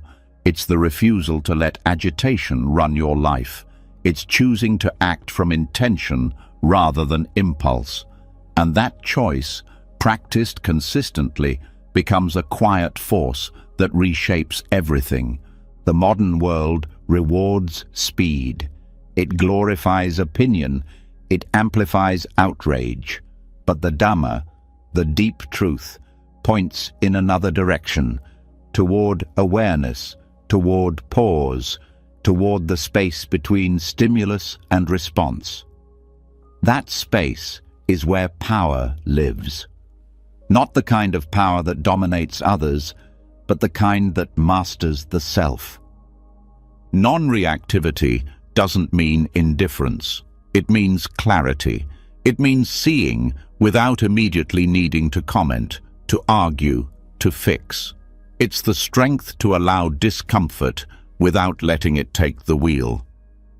It's the wisdom to know that not every emotion demands an action, that not every provocation deserves a reply. This practice begins the moment you notice your triggers.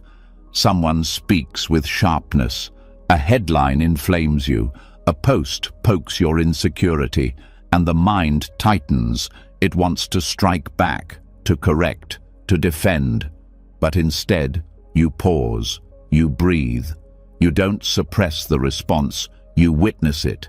You feel the fire rise, and then you hold it in the cradle of awareness until it cools. That holding is stillness. That is how you begin to disarm chaos with calm. Reactivity is habitual. It's fast, automatic, unconscious. It's the mind trying to reclaim control through noise. But stillness interrupts the pattern. It says, wait, look, feel, then choose. And that choosing becomes your freedom, not from pain, but from the need to make it louder. There's a dignity in stillness, a quiet confidence that says, I don't need to be loud to be clear. I don't need to be angry to be firm. I don't need to match your energy to know my own. This is not retreat. This is centeredness. It's what allows you to stay grounded while the world spins. In Buddhism, this is called upekkha, equanimity. It's not emotional numbness, it's emotional balance, the ability to hold both joy and sorrow without being pulled apart by either. To hear harshness without becoming harsh. To witness suffering without collapsing. Equanimity allows you to stay present, not because everything is calm, but because you are. And this stillness has ripple effects. It changes how others respond to you. It de-escalates conflict. It models another way of being, one where urgency isn't glorified, where quiet isn't feared, where being still is not giving up. It's choosing a different kind of power. This does not mean being passive in the face of injustice. Stillness does not silence action, it refines it. It ensures that your response comes from wisdom, not from woundedness. That when you speak, you're not just echoing noise, you're offering clarity. That when you act, it's with purpose, not panic. Stillness protects your energy. In a world that profits from your distraction, your outrage, your constant engagement, choosing stillness is a refusal to be manipulated. It's choosing your own pace, your own breath, your own truth, even when the world screams otherwise. And it's not easy. The world pushes. It wants reaction. It wants opinion. It wants you to choose sides quickly, loudly, permanently. But the path of stillness is the path of observation, of letting the mud settle so the water clears. Only then can right action arise, not from pressure, but from peace. Practicing this means noticing the small moments, the sharp email, the sarcastic remark, the emotional flare in a conversation, and instead of responding immediately, you pause. You feel your feet. You notice your breath. You let the energy move through. And what's left is space, choice, peace. Even in activism, stillness is a tool. It allows resilience. It keeps you from burning out. It allows you to hold the long view, to stay engaged without being consumed, to show up again and again, not from fury alone, but from unwavering presence. That presence can fuel movements, not just moments. There's a Zen saying, "Don't speak unless you can improve upon the silence." Stillness teaches you how to honor that silence, not out of fear, but out of respect. Because silence is not empty, it's full of potential, full of listening, full of wisdom waiting to rise. Stillness is not static. It breathes, it listens, it adjusts. It's what allows insight to land. It's what turns reaction into response, chaos into clarity, motion into meaning. It's what gives you back the reins of your own mind. This practice isn't just external. It happens inside too. When your own thoughts start racing, when judgments flare up, when inner criticism tries to dominate the moment. Stillness doesn't argue. It watches. It returns to breath. It doesn't feed the fire. It waits for the flame to settle. That waiting is powerful because it breaks the pattern. It ends the addiction to drama, both internal and external. It says, "I'm not here to win arguments. I'm here to keep peace." Not a peace built on avoidance, but a peace built on truth. Truth that doesn't need to yell to be known. And stillness allows listening, deep listening, to yourself, to others, to life. When you're not formulating a reply, you actually hear what's being said. When you're not rushing to be heard, you start to notice the silence behind words. That silence is where understanding grows. That's where compassion begins. Even in relationships, stillness transforms conflict. You stop reacting to tone. You hear pain beneath defensiveness. You respond to the heart, not just the volume. You no longer need to win. You want to understand. And that shift heals more than any perfect phrase ever could. Stillness is a form of protection.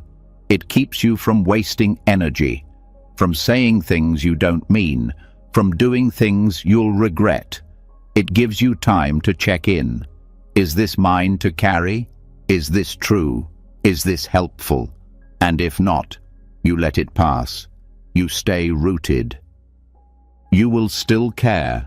You will still hurt, but you will no longer hand your nervous system to every headline, every comment, every emotional wave that crashes into your day. You'll feel, but you won't drown. You'll speak, but only when words serve peace. You'll act, but only when action is aligned. This is not about perfection. You will still slip. You will still react sometimes. But each time you remember, each time you return to stillness, the gap between reaction and awareness gets wider. And in that gap, wisdom lives. Stillness is not something you find once. It's something you return to over and over. It becomes your posture, your default, your protest. A way of saying, I will not be ruled by chaos. I will not be pulled from my center. I will meet the world with presence, not panic. This is how stillness becomes a statement. Not by withdrawing from life, but by refusing to let life steal your clarity. Not by silencing your voice, but by using it when it truly matters.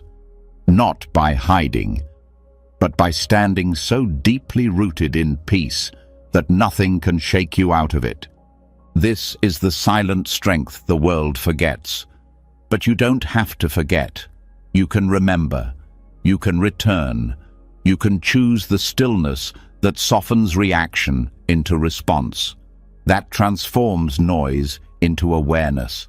That makes peace not a hope, but a way of being. And that choice, made again and again, is a revolution all its own. After learning how stillness can be a stance, a form of gentle resistance to the pull of the world's noise, something more delicate begins to emerge. A quieter invitation, not just to avoid reaction, but to discover what remains when even thought begins to slow. Beneath the decisions, beneath the commentary, beneath even the desire to find peace, there is something subtler, a space untouched by words, not silence as absence, but silence as presence. The moment a single thought falls and nothing rushes in to replace it, that is where peace begins to speak. Most of the time, the mind is like a room full of voices, each competing to be heard. Some are loud and sharp, worries, memories, plans. Others whisper constantly, self-doubt, mental rehearsal, old judgments. Even when you are sitting still, these voices can fill the space. And because the mind has been trained to believe thinking equals existing, silence feels unnatural, unsettling. But that discomfort is not a sign something is wrong. It's the sign that something unfamiliar is about to be discovered. Buddhist practice points gently toward this discovery, not by force, not by silencing the mind through willpower, but by bringing awareness so close to the present moment that thought begins to fade on its own, not because it was pushed away, but because it no longer finds a place to land. The breath becomes enough, the feeling in the hands, the warmth in the chest, the simple rhythm of being. These become so alive that thought slows, then stops. And in that stop, there is no absence. There is presence. Mental quietude is not the goal. It is the result, the natural outcome of a mind that is no longer searching. When you are not trying to improve the moment, when you are not rehearsing your value, when you are not identifying with your internal narrator, thoughts begin to fall like leaves, gently, one by one, and in the space between them, peace breathes. The sound of one thought falling is not audible in the traditional sense. It is felt. It is the soft internal shift when the mind loosens its grip and returns to stillness. When you realize that you don't need to respond to every thought, that most of what passes through the mind isn't instruction, it's habit, and that habit loses power the moment you stop identifying with it.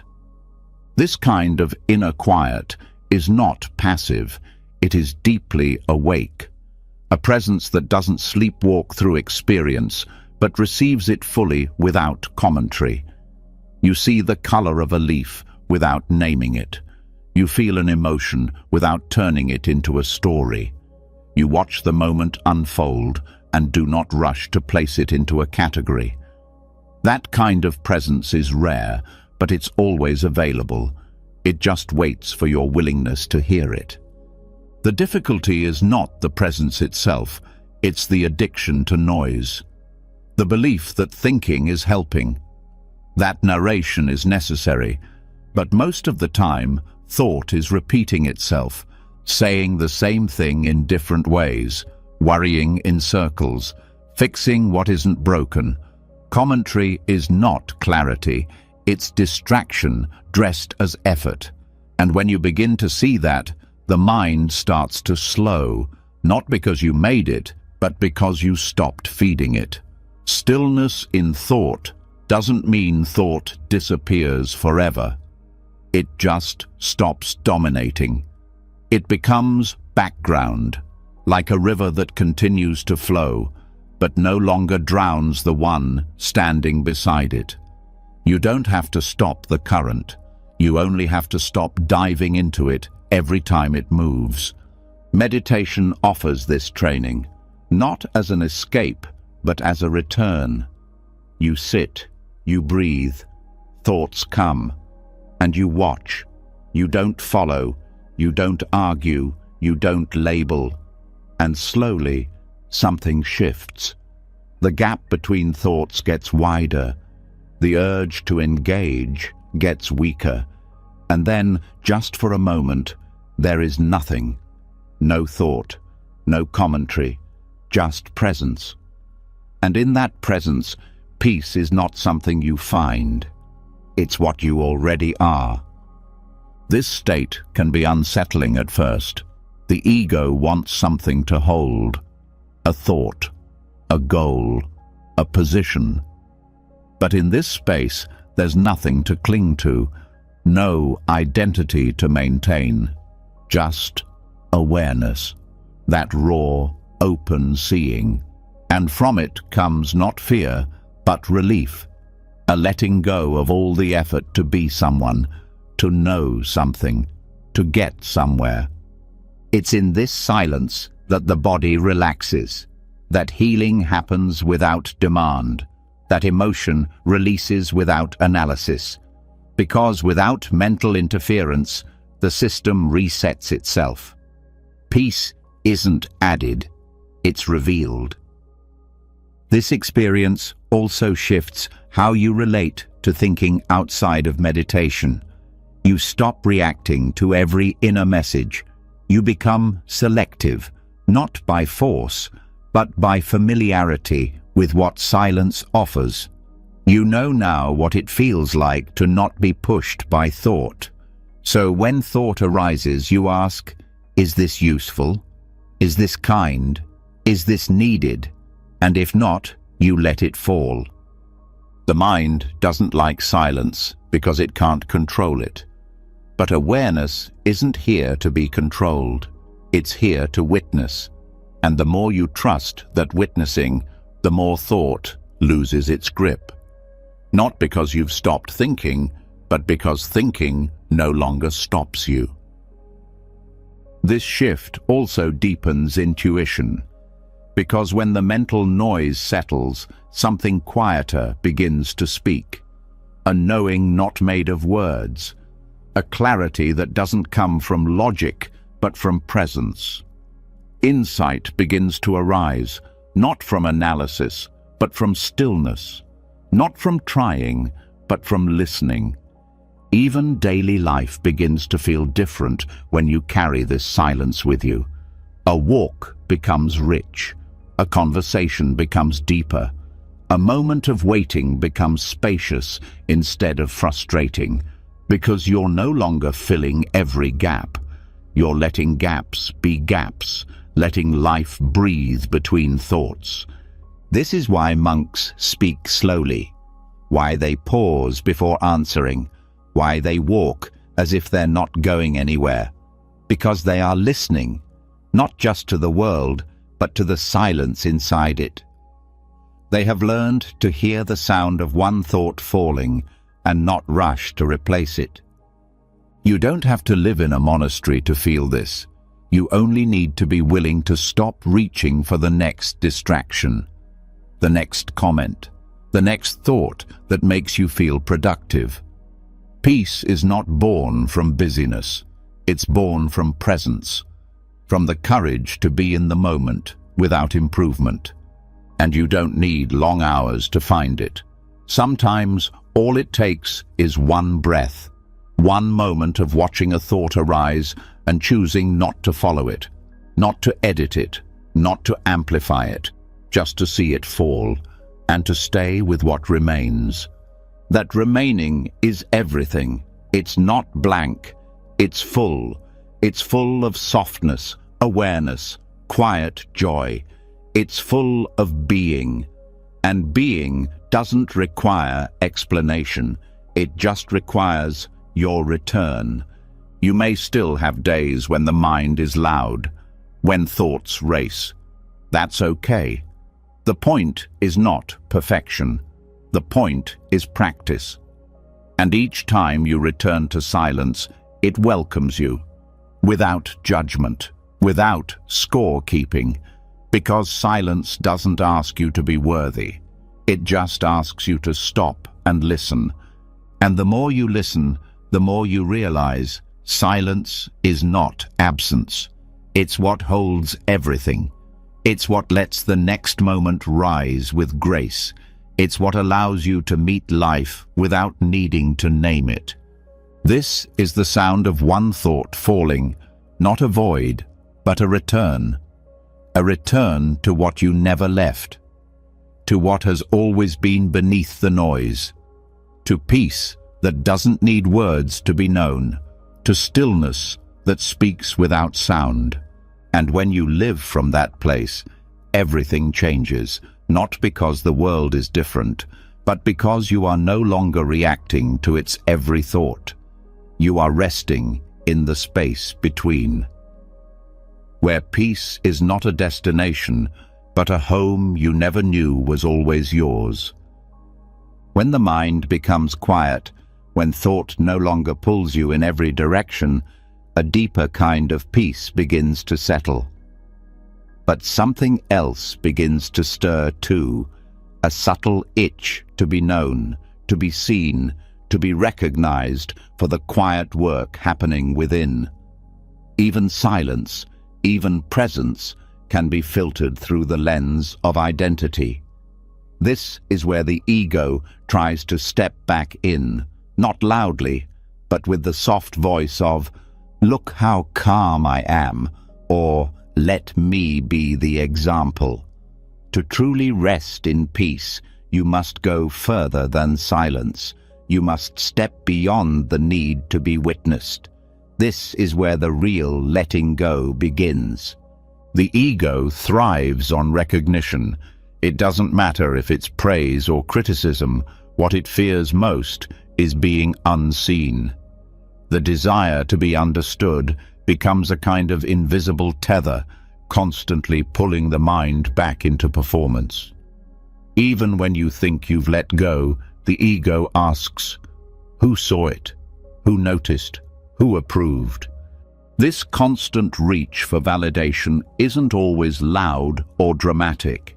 It shows up in quiet ways, in hoping someone sees your effort, in waiting for a response to your vulnerability, in replaying a conversation, wondering if you were misunderstood. And in each of these moments, your peace is traded, not for truth, but for attention. Living without needing to be seen is not about becoming invisible to others. It's about becoming transparent to yourself. You still exist, you still feel, you still act, but you no longer build your identity around how others respond.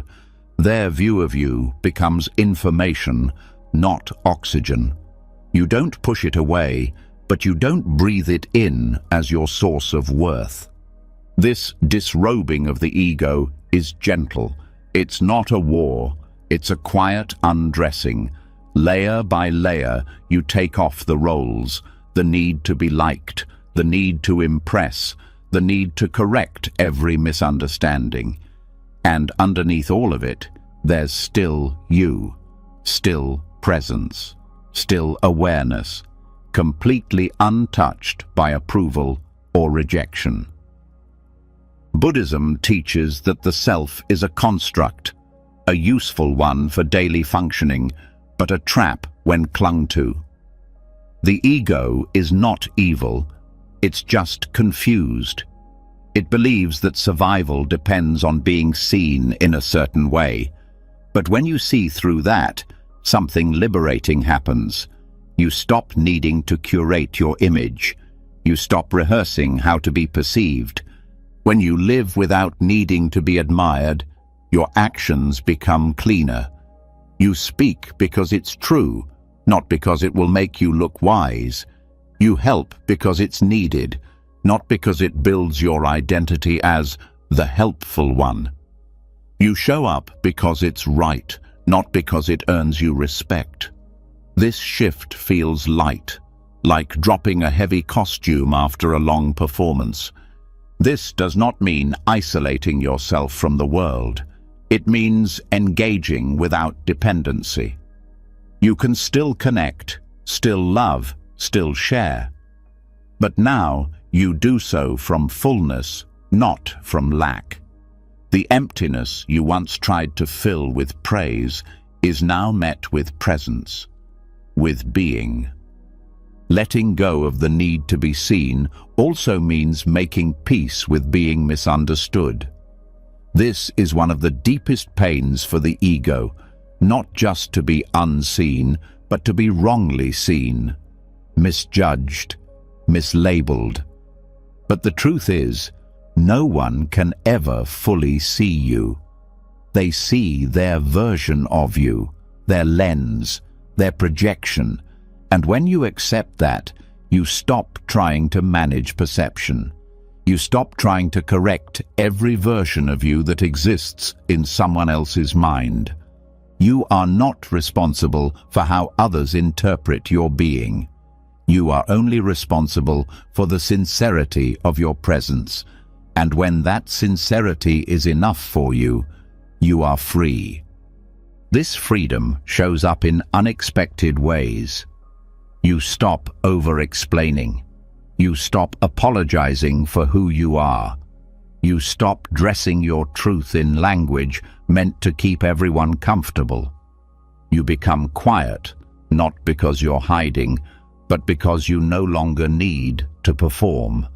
And in that quiet, you find your real voice. Relationships also shift. When you stop needing to be understood, you become a better listener. Because you're not waiting for your turn to speak, to be validated, to be right. You're simply there, open, present, unconcerned with how you're seen. And that kind of presence invites others to do the same. In this state, your value is no longer up for debate, not because everyone agrees on it, but because it's no longer rooted in agreement.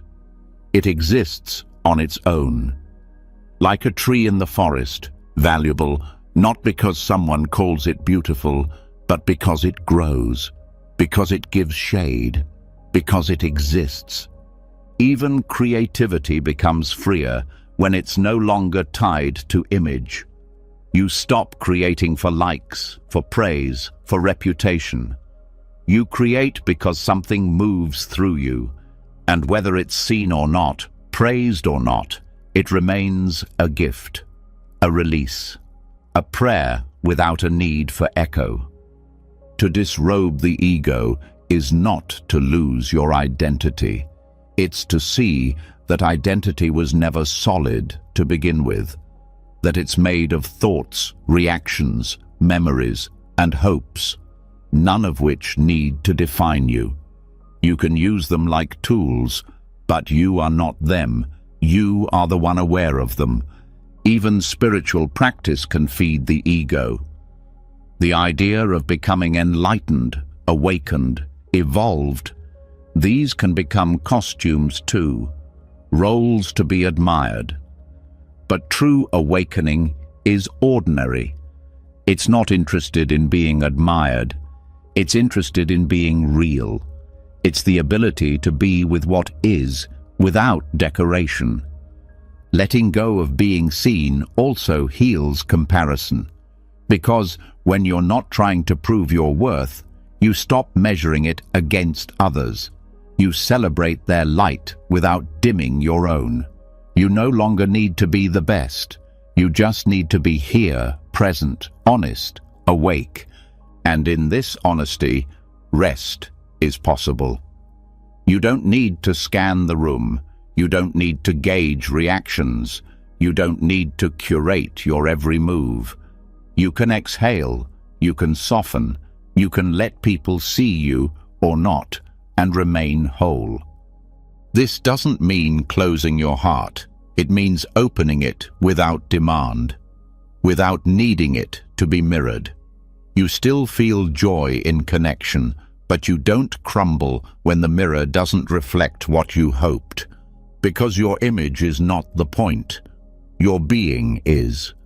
In Buddhist terms, this is the release of mana, the conceit of I am. Not just arrogance, but the whole structure of me, mine, my story. Letting go of that structure is not erasure, it's liberation. It's the realization that you never needed to be a certain way to be whole. Even in solitude, this truth is tested. Are you peaceful when no one knows what you're doing? When no one sees your goodness, your effort, your growth? That's the measure. If peace remains even there, you've touched something real. And if not, that's okay too. Awareness is the first step. You see the need to be seen. You see the performance beginning. And instead of judging it, you breathe. You stay. You feel the tightness behind the mask. And you loosen it. You let yourself just be. Over time, this becomes a refuge, a return, a knowing that your value is not up for review, that your presence is not a presentation, that your truth doesn't need permission to exist. This is the disrobing of the ego, not an act of rejection, but of release. You stop holding up your image like a shield. You stop dressing yourself in expectations, and beneath all of it, you find something softer, quieter, more peaceful than praise could ever be. You find yourself, not the idea of you, not the reflection of you, just you, whole, breathing, undressed, and free. Once the need to be seen dissolves, and the fragile armor of the ego gently falls away, a new kind of silence appears. It isn't the silence of serenity. Not yet. It's the silence that reveals who's still waiting in the corner. The parts of you that weren't polished enough for the stage. The pieces that were pushed down, edited out, disowned. What happens when there's no more image to protect is that the inner stranger begins to speak. And if you're willing to sit beside them, without flinching, without correcting, true acceptance begins. Not because you've conquered the shadow, but because you've stopped running from it. Everyone carries these hidden parts. Not because something went wrong, but because it's part of being human. Somewhere along the way, certain feelings, desires, fears, and memories didn't feel safe to express. Maybe they were punished, maybe they were misunderstood, maybe they were just too painful to hold in the open, so they were buried. But buried doesn't mean gone. Buried means waiting, for safety, for presence, for light. The Buddhist path isn't about becoming pure in the way society defines purity. It's about becoming whole. And wholeness includes the shadow, not as a problem to solve, but as a part of the inner family. Until these neglected pieces are acknowledged, they haunt. They interrupt peace. They leak out in anger, in insecurity, in patterns that feel automatic, but are actually just unhealed voices begging to be heard. Shadow work is not a mental exercise. It's a sitting down, a quiet turning toward what you'd rather avoid. It's meeting the part of you that feels shame, the part that lashes out, the part that still holds resentment, still craves recognition, still fears abandonment. And instead of arguing with it, you sit, you breathe, you listen, you make room. This sitting is powerful because it breaks the cycle of internal exile. Every time a thought arises that says, "This part of me is wrong," and you watch it without agreeing, you're healing. Not because you changed the feeling, but because you didn't run from it. You didn't add rejection to what was already rejected. The shadow doesn't need to be cleaned up. It needs to be felt, fully, safely, held in presence instead of shame. That's what begins to integrate it, not approval, but attention. When the mind no longer splits into acceptable and unacceptable, peace becomes possible. Because inner conflict only lives in division. When all parts are allowed, calmness returns. This work often brings discomfort. Old feelings rise, regrets resurface, but the goal is not to relive pain, it's to relate to it differently, to stop seeing it as the enemy.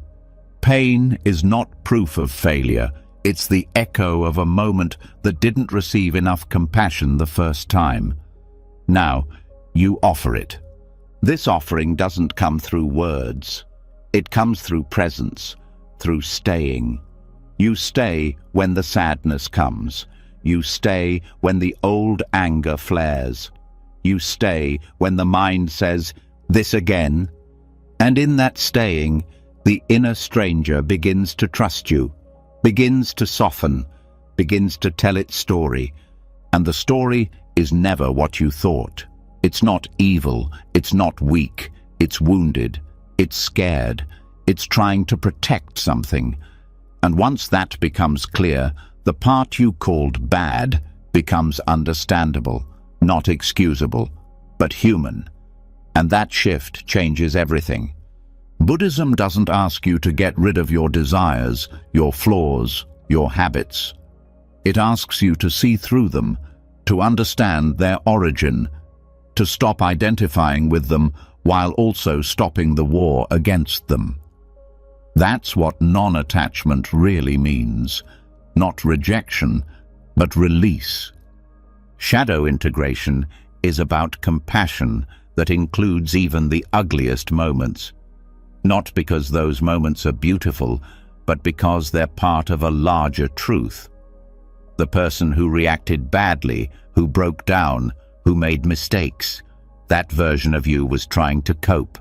And now, instead of punishment, you offer peace.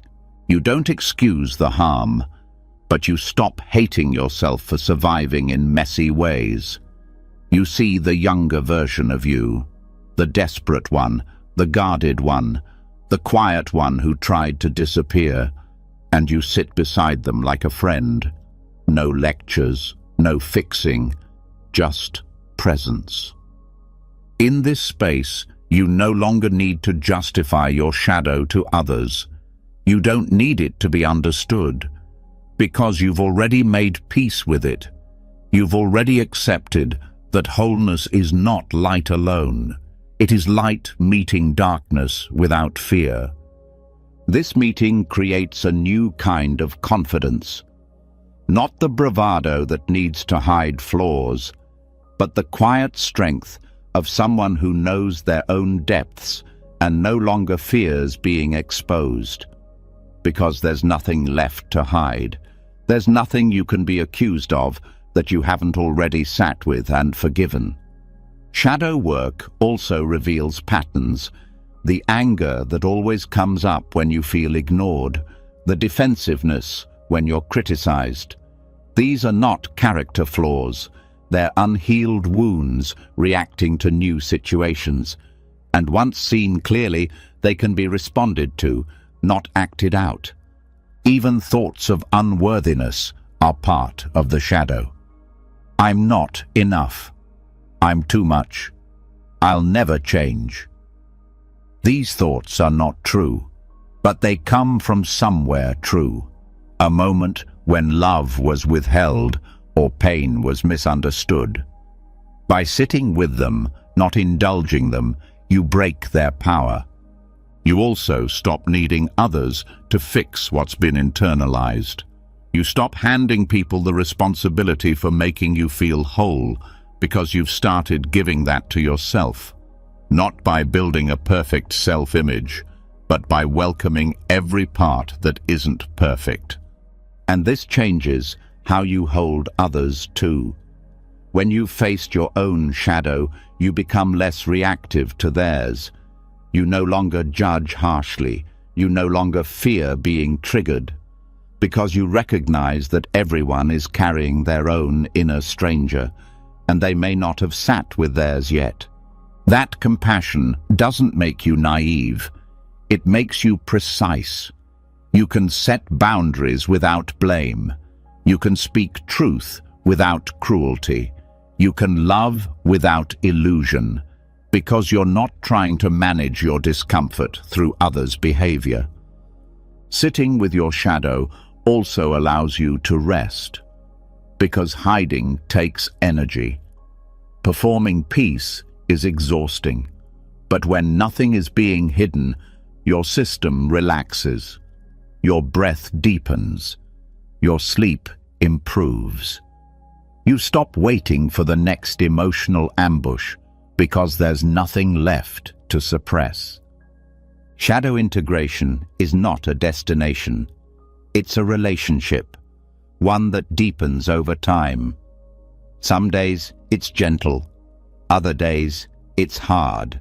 But every time you turn inward with kindness, the shadow softens. Every time you choose presence over punishment, something heals. And in that healing, a new self begins to emerge. Not a better version, but a truer one. A version that no longer hides behind performance, that no longer fears its own reflection, that no longer sees pain as proof of failure, but as a signal for care. This is the quiet revolution. You stop running. You stop dividing. You stop waiting for perfection to deserve peace. You let your whole self sit in the room, and when all parts are welcome, the war ends. You don't become enlightened by becoming flawless. You come closer to peace by embracing the flawed parts with honesty and love. The parts that shake, the parts that rage, the parts that just want to be held. And when you can hold yourself without fixing, without fleeing, that's when something inside relaxes. That's when the shadow no longer feels like a stranger. That's when peace becomes possible, not because you erased the dark, but because you learned to walk with it in the light. Once the inner stranger is no longer feared, once you've sat beside the hidden parts of yourself and welcomed them into the light, another shift begins to unfold. You notice that many of the impulses once thought to be essential were actually forms of grasping, a reaching, a quiet hunger, not for survival, but for something to hold on to. And under that grasping lies the craving to control, to possess, to secure. But what if joy wasn't found through acquiring or achieving, but through release? What if true happiness comes not from more, but from less? From letting go without losing your aliveness? Desire is not the problem. In Buddhist practice, it is craving, the tight, clenched, anxious reaching that causes suffering. The belief that peace, love, or fulfillment live somewhere out ahead, and that you must grasp for them before they slip away. This is not the natural longing of the heart. It is the grasp of fear, the fear that without clinging, nothing will remain. But when grasping fades, something unexpected happens. Joy arises, not because you forced it, but because space was finally made for it. A joy that is not attached to conditions, not tied to whether things are going your way. It's the joy that comes from not needing the moment to be different, the joy that flows when nothing is being chased. This kind of joy is often misunderstood. People think that if they give up craving, they'll become numb, that life will lose its color, its spark, its sweetness. But it's actually the opposite. Grasping dulls experience. It overlays even the most beautiful moments with tension, with the anxiety of loss. When you're clinging to a sunset, you're not seeing it, you're fearing its end. But when you let go of needing it to last, you actually feel it more deeply. It lives in you instead of being consumed by you. Letting go doesn't mean you stop caring. It means you stop needing. It means you stop using experiences as proof that you're okay. You stop using people as cures for your emptiness. You begin to enjoy without ownership, to experience without control, and in that openness, joy becomes natural, not as a spike, but as a state. Joy without craving is light. It's soft. It comes in quiet moments, when you're walking and the breeze brushes your face, when you're eating and truly tasting, when you're talking and not trying to impress. These are not peaks of happiness, they're the steady hum of freedom from hunger. That freedom feels like joy because it is. Desirelessness does not mean detachment from life. It means connection without addiction, presence without possession. You can still want, still dream, still love, but now those feelings are rooted in clarity, not desperation. You move toward things because they matter, not because you fear what happens if you don't. This shift also transforms how you relate to goals. You can still act, plan, create, but now there is space between effort and identity. Success becomes something to enjoy, not something to validate your existence. Failure becomes information, not devastation. You stop clinging to outcomes because your peace isn't hostage to them anymore. In Buddhist terms, this is the difference between tanha, thirst, and chanda, wholesome intention. One is rooted in lack, the other in alignment. Grasping says, I need this to be whole. Intention says, this feels true, and I move toward it without needing to possess it. That difference is subtle, but it changes everything. Letting go of craving also softens fear, because fear is often just desire in disguise, desire to avoid pain, to maintain safety, to keep control. But when grasping fades, you no longer need to hold life so tightly. You trust that even if things change, even if they fall apart, you won't. You'll feel, you'll adapt, you'll continue. This trust doesn't make you passive, it makes you relaxed. A relaxed person doesn't stop living. They live more fully, because they're no longer trying to shape life into something it's not. They meet life where it is, and they find joy there, not because it's perfect, but because they're finally present enough to receive it. Even in love, desirelessness deepens connection. You stop needing the other person to complete you, to mirror you, to rescue you. You love them for who they are, not for how they make you feel. This kind of love is spacious. It doesn't grasp. It doesn't beg. It simply offers itself, and in return, it invites the same. Non-grasping also brings gentleness to your inner world. You stop trying to fix every emotion. You stop needing every day to be meaningful. You allow the ordinary. You allow boredom. You allow silence. And those very things, once seen as empty, begin to glow. Not because they changed, but because you did. Even pain becomes softer when there's no grasping. You no longer fight it as a problem to solve. You hold it as a visitor to witness. You stop needing it to go away in order to be okay. That doesn't mean you like pain. It means you're not enslaved by your dislike of it. This is what makes joy without craving so profound. It's joy that doesn't depend on pleasure. It's joy that doesn't collapse when things shift. It's joy rooted in being, not getting. That kind of joy can be felt while washing dishes, while grieving, while doing nothing special, because it's not tied to experience. It flows from freedom. And you don't need to renounce the world to feel this. You just need to notice when you're grasping, to pause before you reach, to ask gently, what am I trying to hold on to? What am I afraid of losing? And in that moment of honesty, something opens, not because you forced it, but because you stopped tightening around it.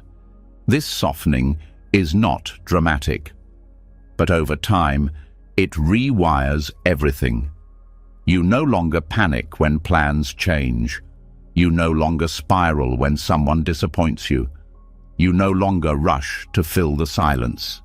You let things be as they are, and that letting becomes joy. You can still pursue beauty, connection, creation, but now those pursuits are expressions of fullness, not symptoms of lack.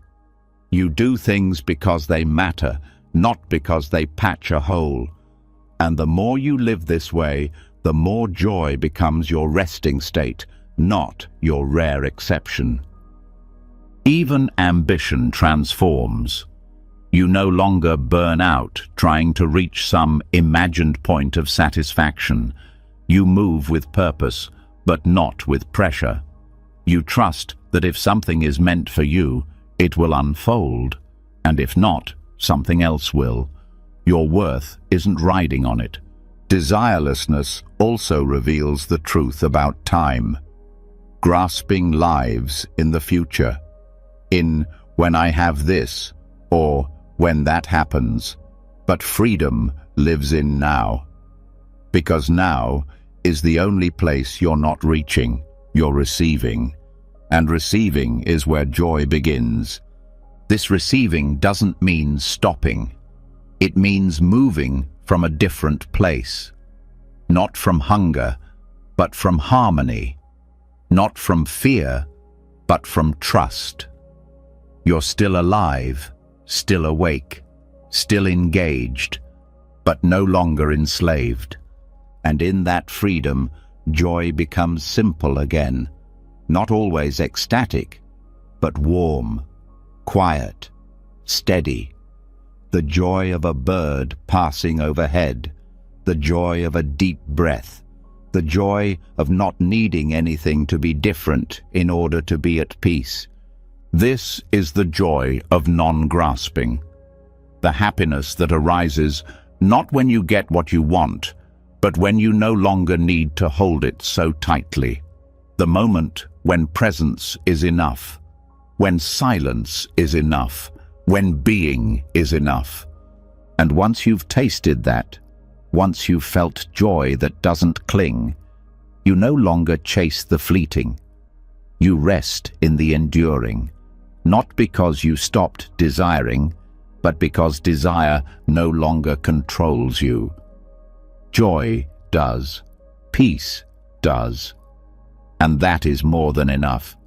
When joy no longer clings, when it rises not from craving but from calm, a new kind of happiness begins to unfold. It's not the high-pitched laughter of chasing peak experiences. It's not the rush of a dream finally reached. It's softer, deeper, quieter. It lives beneath the noise. It doesn't sparkle to be noticed, but shines because it's free. This is the joy that monks carry in their smile, not because life has spared them pain, but because they've made peace with it. Not because they have everything, but because they've stopped needing anything to feel whole. The monk's smile is different from the smiles worn for cameras, approval, or small talk. It doesn't sell anything. It doesn't hide anything. It's not trying to win affection or soften rejection. It's simply the face of someone who is not at war within. Someone who no longer argues with reality, no longer resists the present, no longer chases meaning from the future. It's a smile born not from mood, but from alignment. This smile doesn't need a reason. That's what makes it powerful. It's not caused, it's uncovered. When agitation fades, when the push and pull of thought subsides, when the heart rests back into being, this joy simply shows up. Like sunlight behind clouds, it was never gone, it was just covered. In Buddhism, joy is not the opposite of sadness. It's the absence of friction, the absence of the inner split that comes from craving, from resistance, from pretending to be what you're not. And when that split heals, even pain is held with ease. Even sorrow has room to breathe. The joy doesn't erase them, it makes space for them.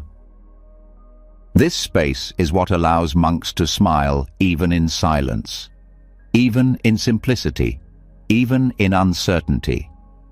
They are not smiling because something just happened. They are smiling within whatever is happening, because their joy doesn't come from conditions, it comes from clarity. Clarity that life will continue to rise and fall, that people will come and go, that the body will age, that comfort will ebb and flow. But through it all, there is a stillness that does not move, a presence that doesn't vanish. And when you live from that presence, joy becomes natural. The monk's smile is not about denying the world, it's about seeing it clearly, its impermanence, its beauty, its sorrow, and still choosing peace. It's a smile that says, I don't need this to last to appreciate it. I don't need to own this moment to belong in it. I don't need to fix anything to love what is. This joy is often missed because it isn't loud. It doesn't flash or declare itself. It whispers, it hums, it stays when the excitement ends. It lingers when the crowd goes home. It sits beside you in silence and reminds you, this too is enough. Cultivating this joy doesn't mean forcing a smile. It means practicing stillness. The more you sit with yourself, without reaching, without numbing, without performing, the more you start to feel it. It's not manufactured, it's remembered. You don't create it, you uncover it. You uncover it when you let go of perfection, when you stop needing every emotion to be pleasant, when you allow your mind to be messy, your heart to be tender, your life to be unfinished, and still trust that peace is possible. Monks train in this through discipline, but the core of it is available to everyone. It begins with awareness, with seeing how often the mind resists the present, how often it says, this isn't it, and how every time it does, suffering returns. But when the mind finally says, this is enough, something softens, and in that softening, joy enters. This joy is not about feeling good all the time.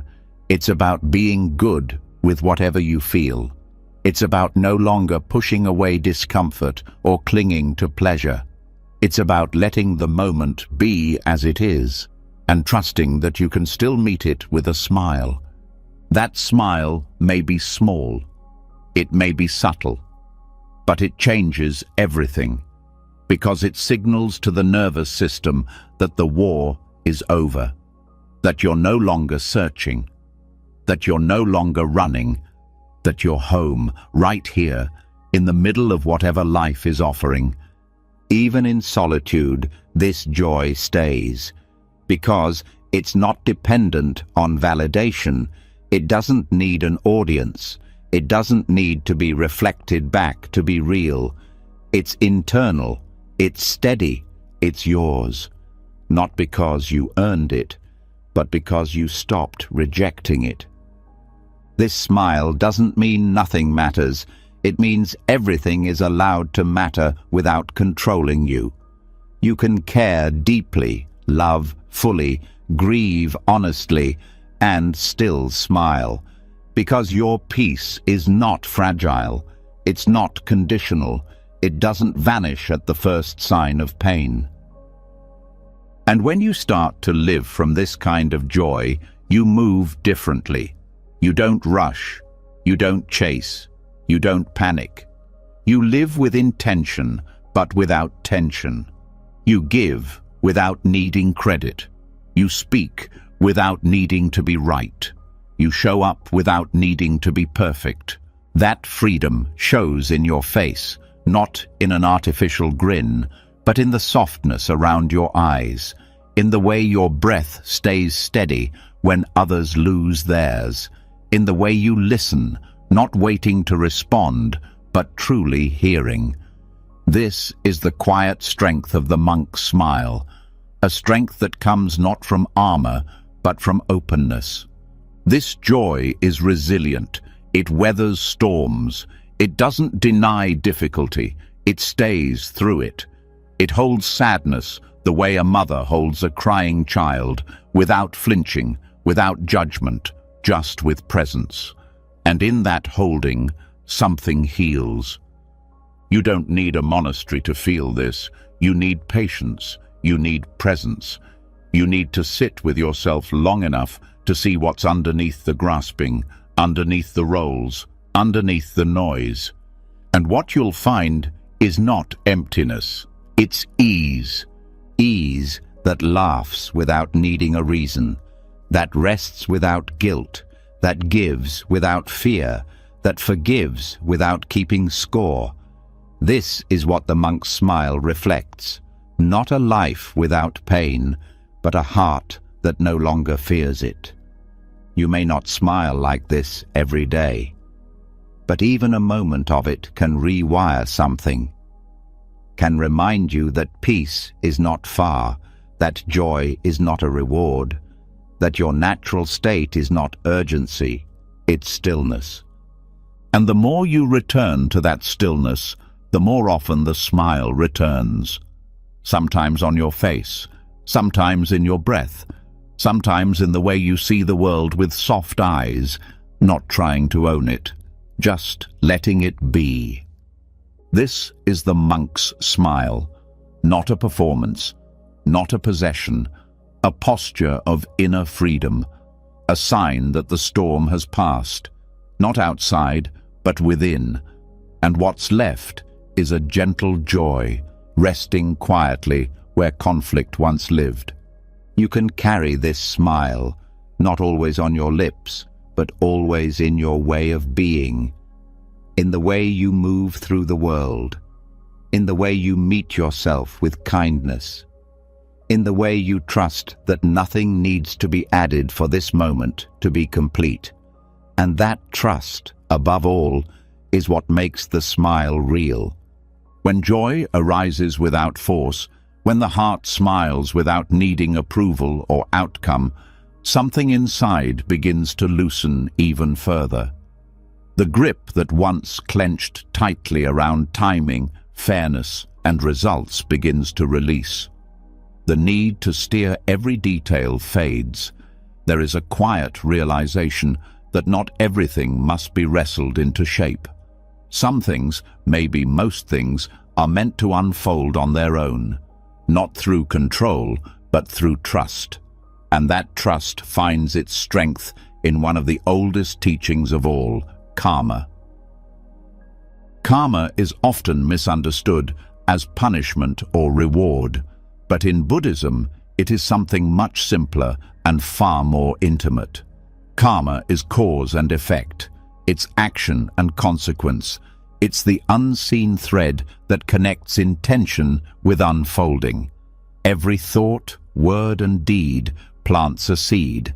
That seed grows when the conditions are right, not when forced, not on command, but in its own season. Understanding karma changes how you relate to time. It teaches patience. It invites humility. It softens the craving to know what comes next. Because once you realize that every moment is shaped by countless unseen forces, not just your effort, but the weight of past choices, circumstances, and timing, you stop demanding results. You start showing up for the planting and trusting the bloom. This doesn't mean becoming passive. It means becoming wise. Karma is not fate. It's not fixed. It's dynamic. You're still shaping the future with what you do now, but without needing to control the future's form. You begin to act from clarity, not control, from sincerity, not outcome, because you understand now that trying to dominate life only creates more knots. When you float on karma, you let the river carry you instead of trying to swim upstream every moment. You still move, you still choose, but you no longer panic when things shift or delay, because you know that every experience is a ripple of previous energy. You're not being punished, you're being shown. This shift quiets anxiety, because anxiety feeds on the illusion of control, the belief that if you do everything right, you can guarantee the result. But karma teaches that outcomes depend on many causes, not just your current input. Some seeds take time, some never bloom because the conditions don't match. Some fruits come from trees you forgot you planted. That's not chaos, that's the unfolding. Trusting the unfolding doesn't mean giving up. It means doing your part with full presence and letting the rest be shaped by forces beyond your reach. It means resting in the knowledge that if your intention is clean, your action is already complete, regardless of the visible result. This way of moving through life transforms stress into stillness. You stop micromanaging the universe. You stop measuring success by how quickly things happen. You stop overthinking every choice. You do your best, then you let go. Not as a strategy, but as a way of being. Karma also teaches responsibility, not guilt, but ownership. You understand that your life is not random, it's the echo of your energy. And when you meet patterns that hurt, you don't blame the world. You look inward. You ask, what seed am I watering? What habit am I repeating? What belief am I feeding? And in that asking, you gain power. Not power to control the world, but to shift your relationship with it. This practice cultivates maturity, emotional steadiness, a kind of grounded calm that doesn't rise and fall with every win or loss. You're no longer just reacting, you're responding with awareness. You're shaping your karma with care. And you begin to see how often struggle comes not from the situation itself, but from the resistance to what is. You wanted it faster. You expected it easier. You believed it should have looked different. But life is not following your script. It's following its own rhythm. And the moment you align with that rhythm, peace returns. This peace doesn't mean you stop feeling. You'll still be disappointed, still face uncertainty, still have desires, but you'll no longer be ruled by them. You'll learn to hold them with space, to feel them fully but not collapse into them, to keep moving even when the way forward is unclear. Floating on karma means trusting that everything is moving according to its nature, that some lessons must repeat until understood, that some doors close for protection, not punishment, that your timeline is not the only one that matters. It means accepting delays without bitterness, facing loss without hardening, embracing change without clinging. Because you see now that fighting the current doesn't speed it up, it just exhausts you. But floating lets you stay awake while life rearranges itself. This is not about passive waiting, it's about active patience. Patience that acts, that tends the garden, that shows up every day, but no longer pulls at the roots to make things grow.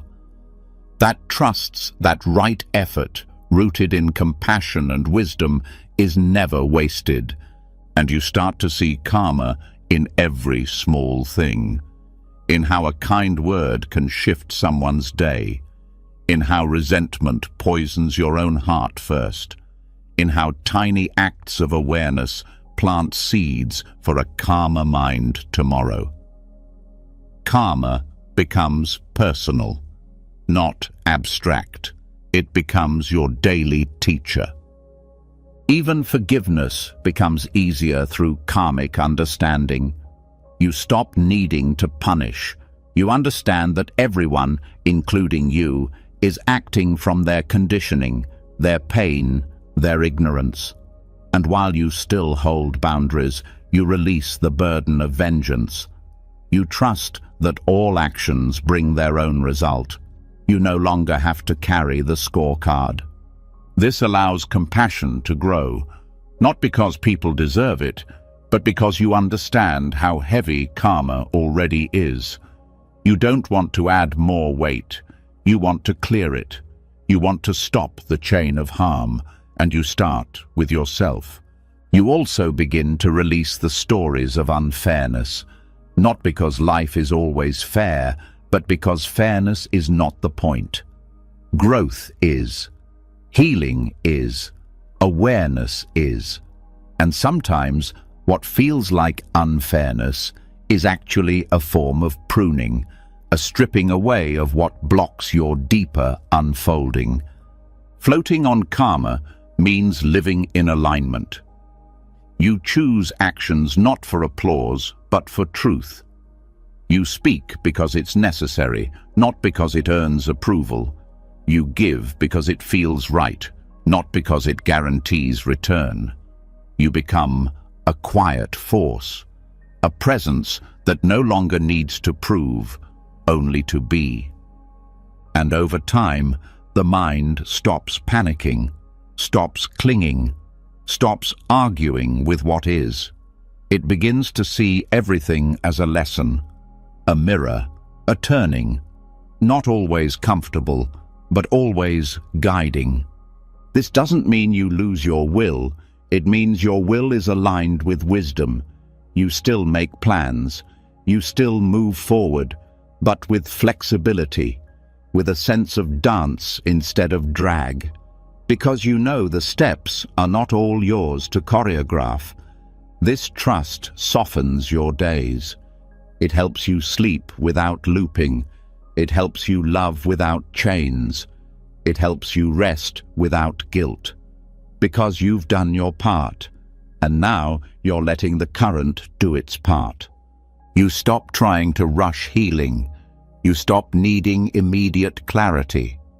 You understand that the fruit takes time, that the unseen roots are part of the process, and that your job is not to rush the flower, but to water the soil.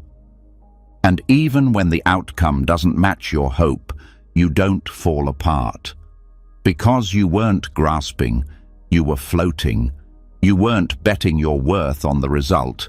You were rooted in the action itself, and that root holds you steady. This is the quiet power of karma. Not a doctrine, but a way of seeing, a way of walking through the world with eyes open and hands steady, a way of surrendering without collapsing, acting without attachment, loving without fear, living without control, and thriving because of it. You float not because you've given up, but because you finally understand how to move with the river, not against it.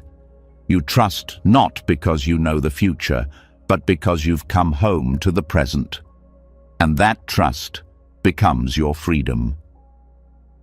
When you stop fighting the current, when you begin floating through karma instead of wrestling with every twist, you find a quieter rhythm. But even with this trust, life doesn't always unfold gracefully. Storms still arrive, disappointment still knocks, people still break promises, and the world still spins unpredictably. The mud, as always, finds a way to splatter, and this is where many lose their footing. Because it's one thing to be peaceful in calm waters, it's another to stay balanced when life gets dirty, heavy, unfair. This is where equanimity becomes more than a concept. It becomes a lifeline. Buddhist equanimity isn't based on avoiding discomfort. It's not about achieving emotional detachment or walking above the mess. It's about staying rooted in peace while standing knee-deep in it. Equanimity is not the absence of difficulty. It's the refusal to let difficulty define your state of being. It means holding your center even when the ground feels unstable, and this, more than almost anything else, is what protects your inner freedom.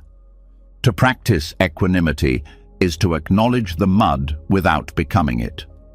You feel the weight of chaos, but you don't collapse into it. You hold the pain without becoming bitter. You experience the unfairness without feeding blame. It's not apathy. It's not emotional suppression. It's clarity. It's the ability to respond with wisdom instead of reacting from panic. This kind of calm isn't glamorous. It doesn't always feel noble. Sometimes it looks like breathing through frustration instead of exploding. Sometimes it's walking away when your pride wants to stay and argue. Sometimes it's choosing not to retaliate when the hurt would justify it. These are small choices, but they are deeply powerful because they stop the cycle of suffering from growing. Equanimity doesn't ask you to be unfeeling. It asks you to stop being ruled by every feeling. It gives you space to acknowledge your emotions without drowning in them. You can feel sad without becoming sadness. You can feel anger without turning it into harm. You can feel fear without letting it make your choices for you. That space is freedom. That space is peace in motion. Life will not wait for you to be ready before it gets messy. People won't always treat you kindly. Plans won't always unfold neatly. You won't always have the answers, but you can always choose your posture. You can always return to the breath, to the body, to the present. This return doesn't fix the mud, it steadies you within it. Equanimity is built by sitting through discomfort without escaping, by learning how to stay with hard moments until they pass, because they always pass. And when you don't feed them with reaction, they move through more easily. You stop adding weight to what's already heavy, and when the outside world is spinning, equanimity says, I don't have to spin with it. You anchor into what doesn't change, awareness, presence, breath.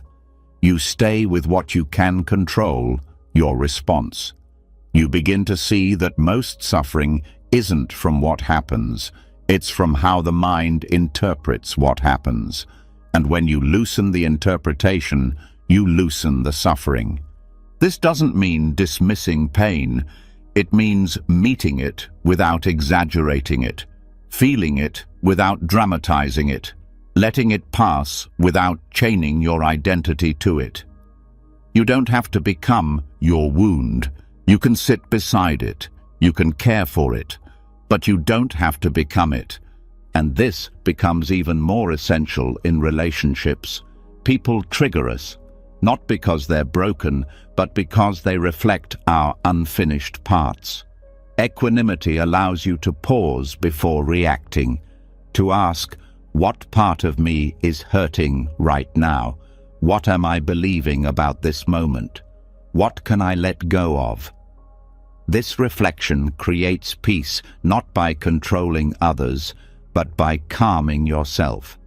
Even when you fail, when you lose your temper, when you fall into old patterns, equanimity helps you recover faster.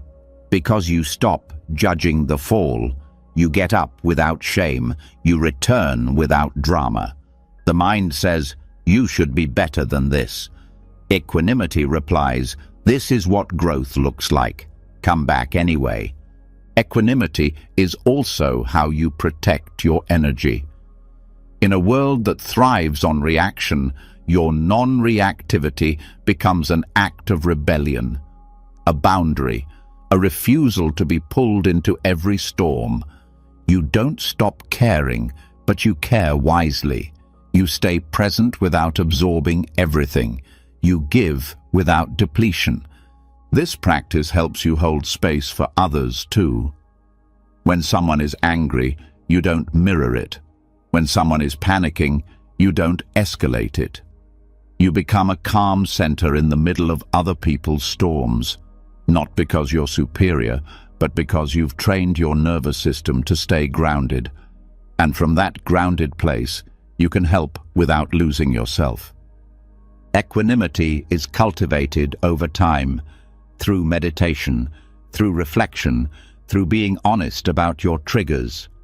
You start to see the patterns, the moments that knock you off center, the words that activate old wounds, the behaviors that pull you into old roles. And once you see them, you can soften your grip on them. It's not about being perfect, it's about becoming aware. And with awareness, you start to respond differently.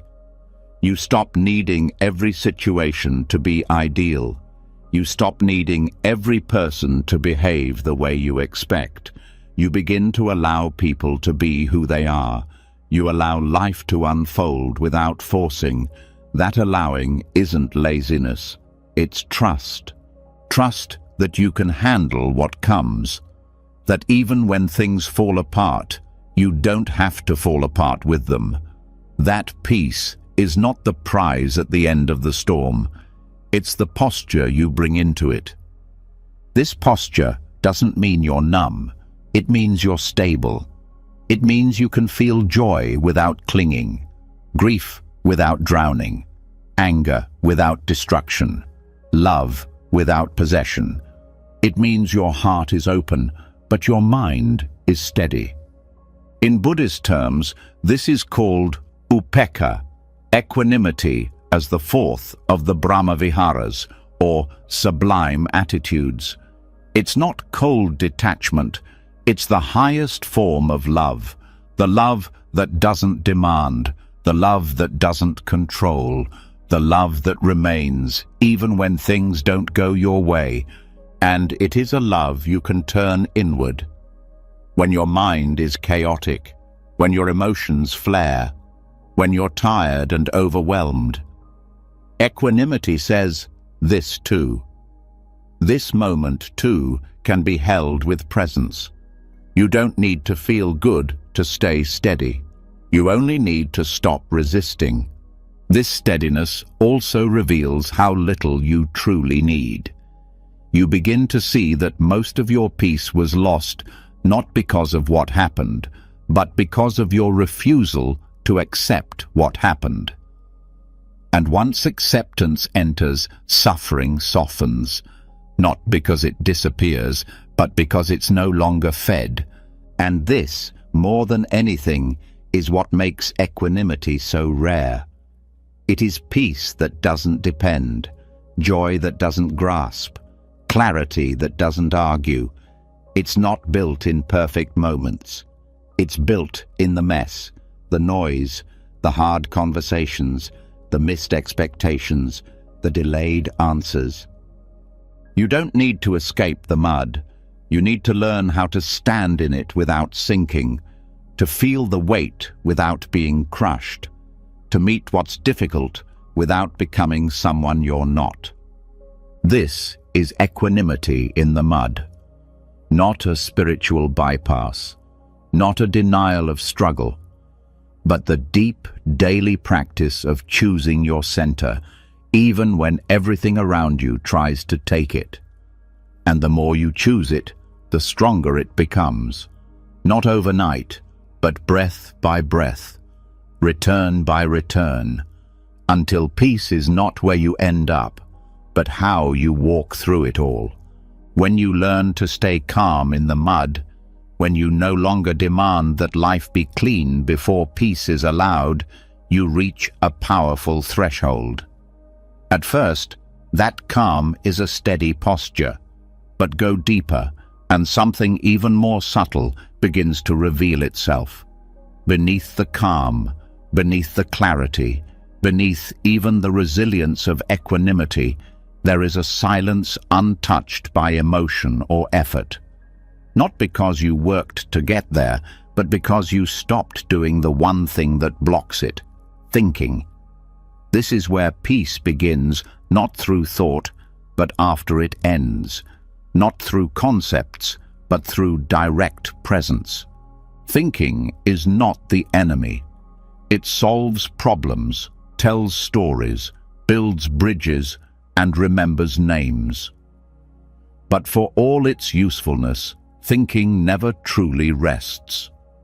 It jumps from plan to regret, judgment to opinion, memory to prediction. And because most people live inside this constant stream, they confuse thinking with being. But being exists before thought, beneath thought, without thought. To rest in the thoughtless mind is not to become blank or lost. It is to become present without words. It is to experience reality as it is, not as the mind defines it. This is not passive zoning out. It is the highest form of clarity, pure awareness, free from interpretation. This state isn't rare because it's difficult. It's rare because it's unfamiliar. People aren't taught to stop thinking. They're taught to think more clearly, more often, more successfully. But no one tells you that the deepest truths don't come from the mind. They rise when the mind is quiet, like water settling when it's no longer stirred. When thought slows or pauses altogether, the mind doesn't disappear. It relaxes. It no longer projects labels onto everything. It no longer needs to compare or evaluate or remember. There is just this, pure seeing, pure being, the shape of a tree, the warmth of breath, the energy of the body sitting. These things become alive, not because the mind explains them, but because awareness is finally uninterrupted. Buddhist meditation points to this over and over, not as an idea, but as direct experience. When thoughts begin to fade, you're not left empty, you're left aware. That awareness holds everything, sensation, sound, space, and yet it clings to nothing. It watches without interfering. This is the taste of freedom that so many seekers miss, not in insight, but in silence. In this silence, something curious happens. The self begins to soften. The one who has opinions, the one who defends, the one who plans, loses importance. Not because you've erased your identity, but because you're no longer feeding it with constant commentary. You realize that most of what you called you was just a stream of thoughts. Resting in a thoughtless mind doesn't mean you never think again. It means thought no longer runs the show. It becomes a tool you pick up, not a trap you live inside. You can engage when needed, then return to the quiet. You start to spend less time narrating life and more time living it directly. This shift isn't mystical. It's natural. It's what young children experience all the time. Watching ants, staring at the sky, touching water. Fully engaged, fully awake. Not asking what it means. Not measuring, not remembering, not projecting. Just being. Thoughtlessness is not dull. It's vivid. When thought quiets, perception sharpens. Colors deepen, sounds grow clearer. You notice things, subtle shifts in air, faint feelings in the body that thinking used to drown out. This is not spacing out. It's the opposite. It's coming fully into contact with life. This contact is healing. Because most suffering begins in the mind. Stories of what should have been, fears of what might be. The present rarely hurts as much as the mind's commentary on it. But when commentary stops, peace appears. Not because the pain vanished, but because the mind stopped amplifying it. The thoughtless mind is not a goal to reach. It's a space to return to. And you can return again and again, in the pause between breaths, in the moment before you speak, in the space between sounds. These are not voids. They're doors. Doors to a place where nothing is wrong and nothing is missing. This place doesn't deny reality. It simply stops dividing it, stops labeling it as good or bad, success or failure. In this non-divided seeing, things are just as they are, not because you've approved them, but because you've stopped arguing with them. Resting in this space also changes how you relate to others. When you're not busy preparing responses or judging appearances, you actually hear people. You see them beyond roles, beyond behavior. Because your own self-image isn't dominating the moment, you allow space for theirs to soften too. This kind of presence is rare, and it's magnetic. Not because it's impressive, but because it's peaceful. You become the one who doesn't escalate, doesn't distract, doesn't need to fix. You become the calm in the room, not by controlling energy, but by no longer resisting it. Even creativity deepens in this space. Because real creativity doesn't come from overthinking, it comes from stillness, from the place where ideas are born, not constructed. Writers, artists, teachers, healers, all speak of the moment when inspiration just comes. That just comes moment is thoughtless awareness. The mind didn't make it. The silence allowed it. And you don't need hours to reach this space. You need willingness. You need to notice when thinking starts to spin, and instead of following it, return to the body, to sensation, to breath. These anchors are not primitive. They're precise. They cut through mental noise and bring you back to direct experience. In that directness, thought loses its stickiness. It may still pass by, but it doesn't pull you in. You watch it, the way you watch a bird fly across the sky. Interesting, beautiful even, but not something you need to grab. The thought moves, and you remain. This remaining is peace. It's not a mood. It's not relief. It's the absence of grasping, of reaching, of needing thought to be a certain way. In that absence, a different kind of intelligence arises, not analytical, but intuitive. You just know, you just feel, you just respond, not from habit, but from presence. That response becomes your new rhythm. Less planning, more listening. Less reacting, more resting. Not laziness, not avoidance, just clear seeing, free from noise. And this quiet intelligence is stable because it's not based on memory or comparison or identity. It's rooted in what is, not in what should be. And that root is unshakable.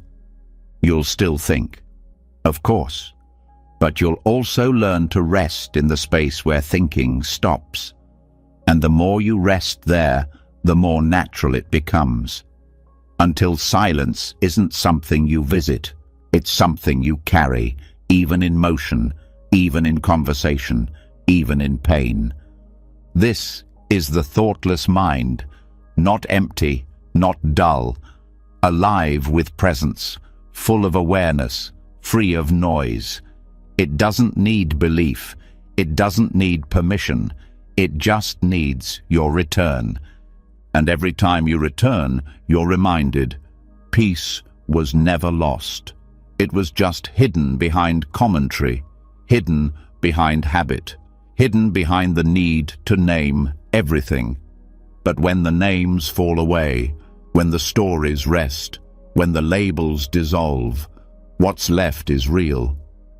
What's left is you, not as an idea, but as a presence, quiet, open, clear, and from that presence, life begins again, not as something to manage, but as something to meet, fully, gently, without thought, but never without love. When the mind no longer clings to thought, when awareness becomes the resting ground beneath all opinions and labels, a subtle truth begins to rise. Peace does not require a special place, a perfect moment, or even a silent mind. What it truly requires is the end of resistance, that inner push against life, that constant argument with what is, that low-grade tension that says, this shouldn't be happening. That's what breaks your peace, not the event itself. And when resistance ends, freedom begins. Not freedom from life, but freedom within it. Non-resistance is often misunderstood. People think it means passivity, weakness, giving up.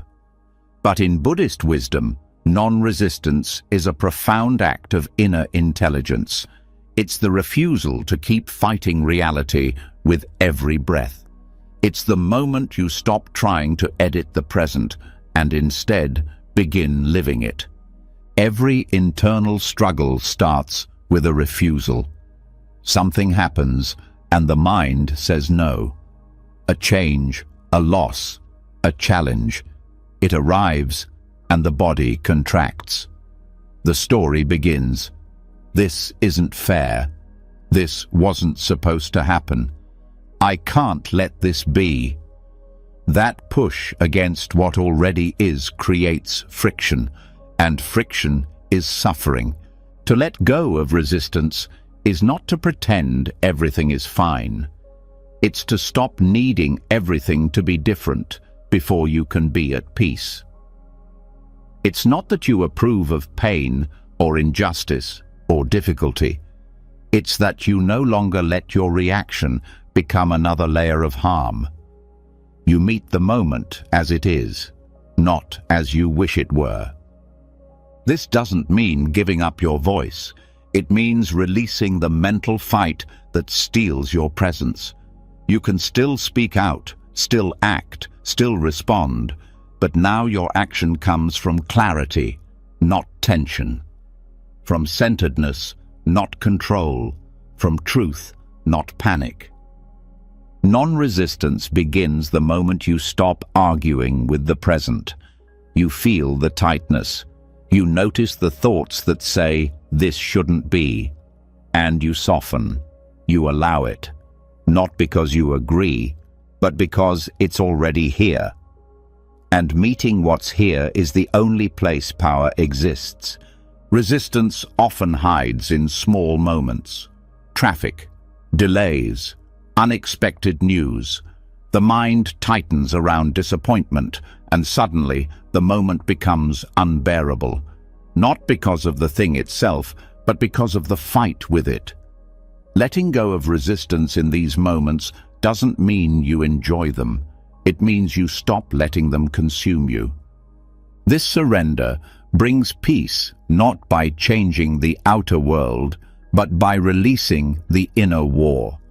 You realize that clenching doesn't fix anything. It just drains your energy. It disconnects you from your breath, from your body, from your ability to respond wisely. Surrender, then, becomes power, not power over, but power with. It's a gentle dropping of the rope, the internal tug-of-war between how things are and how you think they should be. That rope has burned your hands for years. Surrender doesn't mean you stop caring. It means you care without fighting. You stay engaged, but free. This practice transforms grief. It doesn't stop the sadness, but it removes the second arrow, the story that grief is wrong. You feel the pain and you allow it. You cry and you let yourself cry without judgment. This letting is not weakness, it is the beginning of healing. Even in failure, non-resistance brings wisdom. You don't spiral into shame or defense. You sit with what happened. You face the discomfort without needing to blame or justify. And from that calm seeing, something new becomes possible. Insight, growth, a cleaner start. Non-resistance also frees you from perfectionism, from needing to always be right, always be calm, always have it together. It gives you permission to be human without self-attack, to fall and get back up without dragging a story of failure behind you. In relationships, resistance often shows up as control, wanting people to act differently, wanting conversations to go a certain way, wanting others to match your expectations. But the moment you try to control people, connection dies. When you stop resisting who they are, even when it's difficult, you create space for real dialogue. This doesn't mean tolerating harm. It means dropping the mental push that says they shouldn't be this way, and replacing it with curiosity, with compassion, with truth that doesn't demand but invites. This shift softens the tension in the room, and sometimes that softening is what opens the heart on both sides. The body also responds to non-resistance. Tension begins to melt, breath deepens, nervous system calms. Chronic tightness starts to loosen, not through force, but through the simple act of stopping the fight. Your body doesn't need to be fixed to be loved. Your pain doesn't need to disappear before you offer it kindness. This is the heart of non-resistance, kindness toward the moment. Even if the moment is heavy, even if it's disappointing, you meet it with presence instead of pushing. You breathe into it instead of bracing against it. And it moves, maybe slowly, maybe with discomfort, but it moves. You start to see how resistance tries to control time, wanting the future to arrive faster, wishing the past could be rewritten. But both efforts fail. The only place you can touch life is now. And resistance blocks that touch. Surrender restores it. And when you truly surrender to what is, there's a lightness, a sense of, this moment may not be what I planned, but it's real. I'm here for it. That presence becomes your strength, because now you're not wasting energy pretending. You're using your energy to respond. Buddhist practice calls this acceptance, not as resignation, but as wisdom. Accepting reality doesn't mean liking it. It means no longer arguing with it. And from that acceptance, action becomes cleaner. Speech becomes truer. Love becomes freer. This freedom is not loud. It doesn't look impressive. But inside, it's everything. You no longer live at the mercy of every change. You no longer fall apart when plans fall apart. You move with life, not in resistance to it. And life begins to move with you. Even in illness, surrender transforms experience. You stop fighting your body. You stop labeling yourself broken. You offer care instead of criticism. And the body often responds, not always with healing, but with relaxation, with a sense of being held, not rejected. Non-resistance also teaches you how to trust. Not blind trust, but trust in your capacity to meet the moment, to breathe through uncertainty, to walk through change without needing all the answers. That kind of trust builds slowly, but it becomes unshakable. And in this trust, peace returns, not as something you earn, but as something you remember. It was always there, beneath the struggle, beneath the noise, beneath the grip. You only had to stop fighting. This surrender is not a one-time event. It's a daily choice. Sometimes, a moment-by-moment one.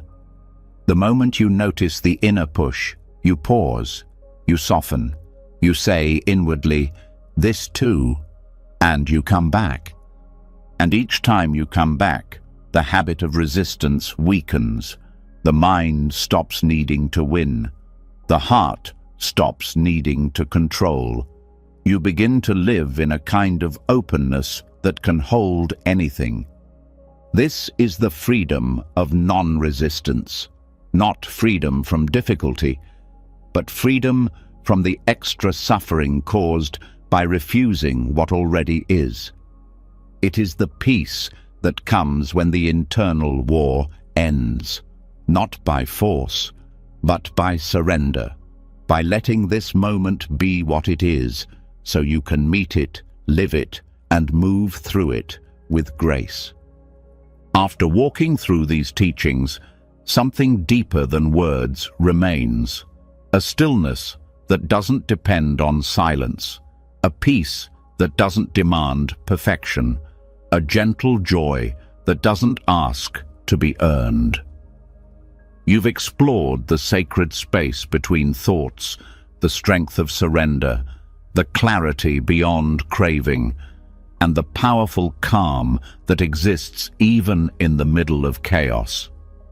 Not because life becomes easier, but because you've learned how to meet it differently, with less resistance, with more presence, with a heart wide enough to hold both pain and peace without needing to choose.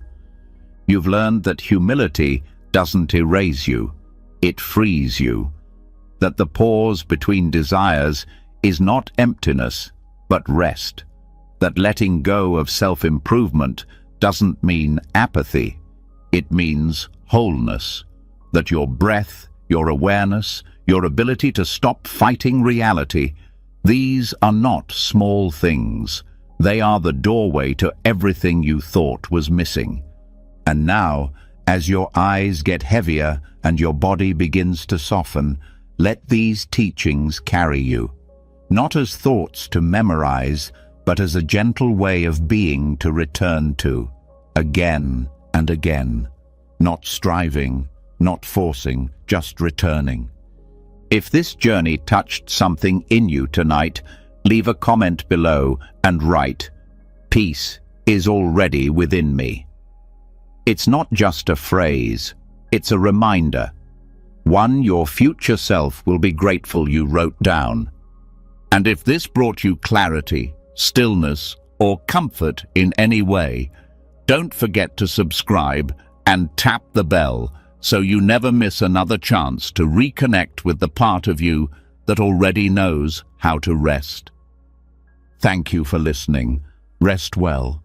You are safe here.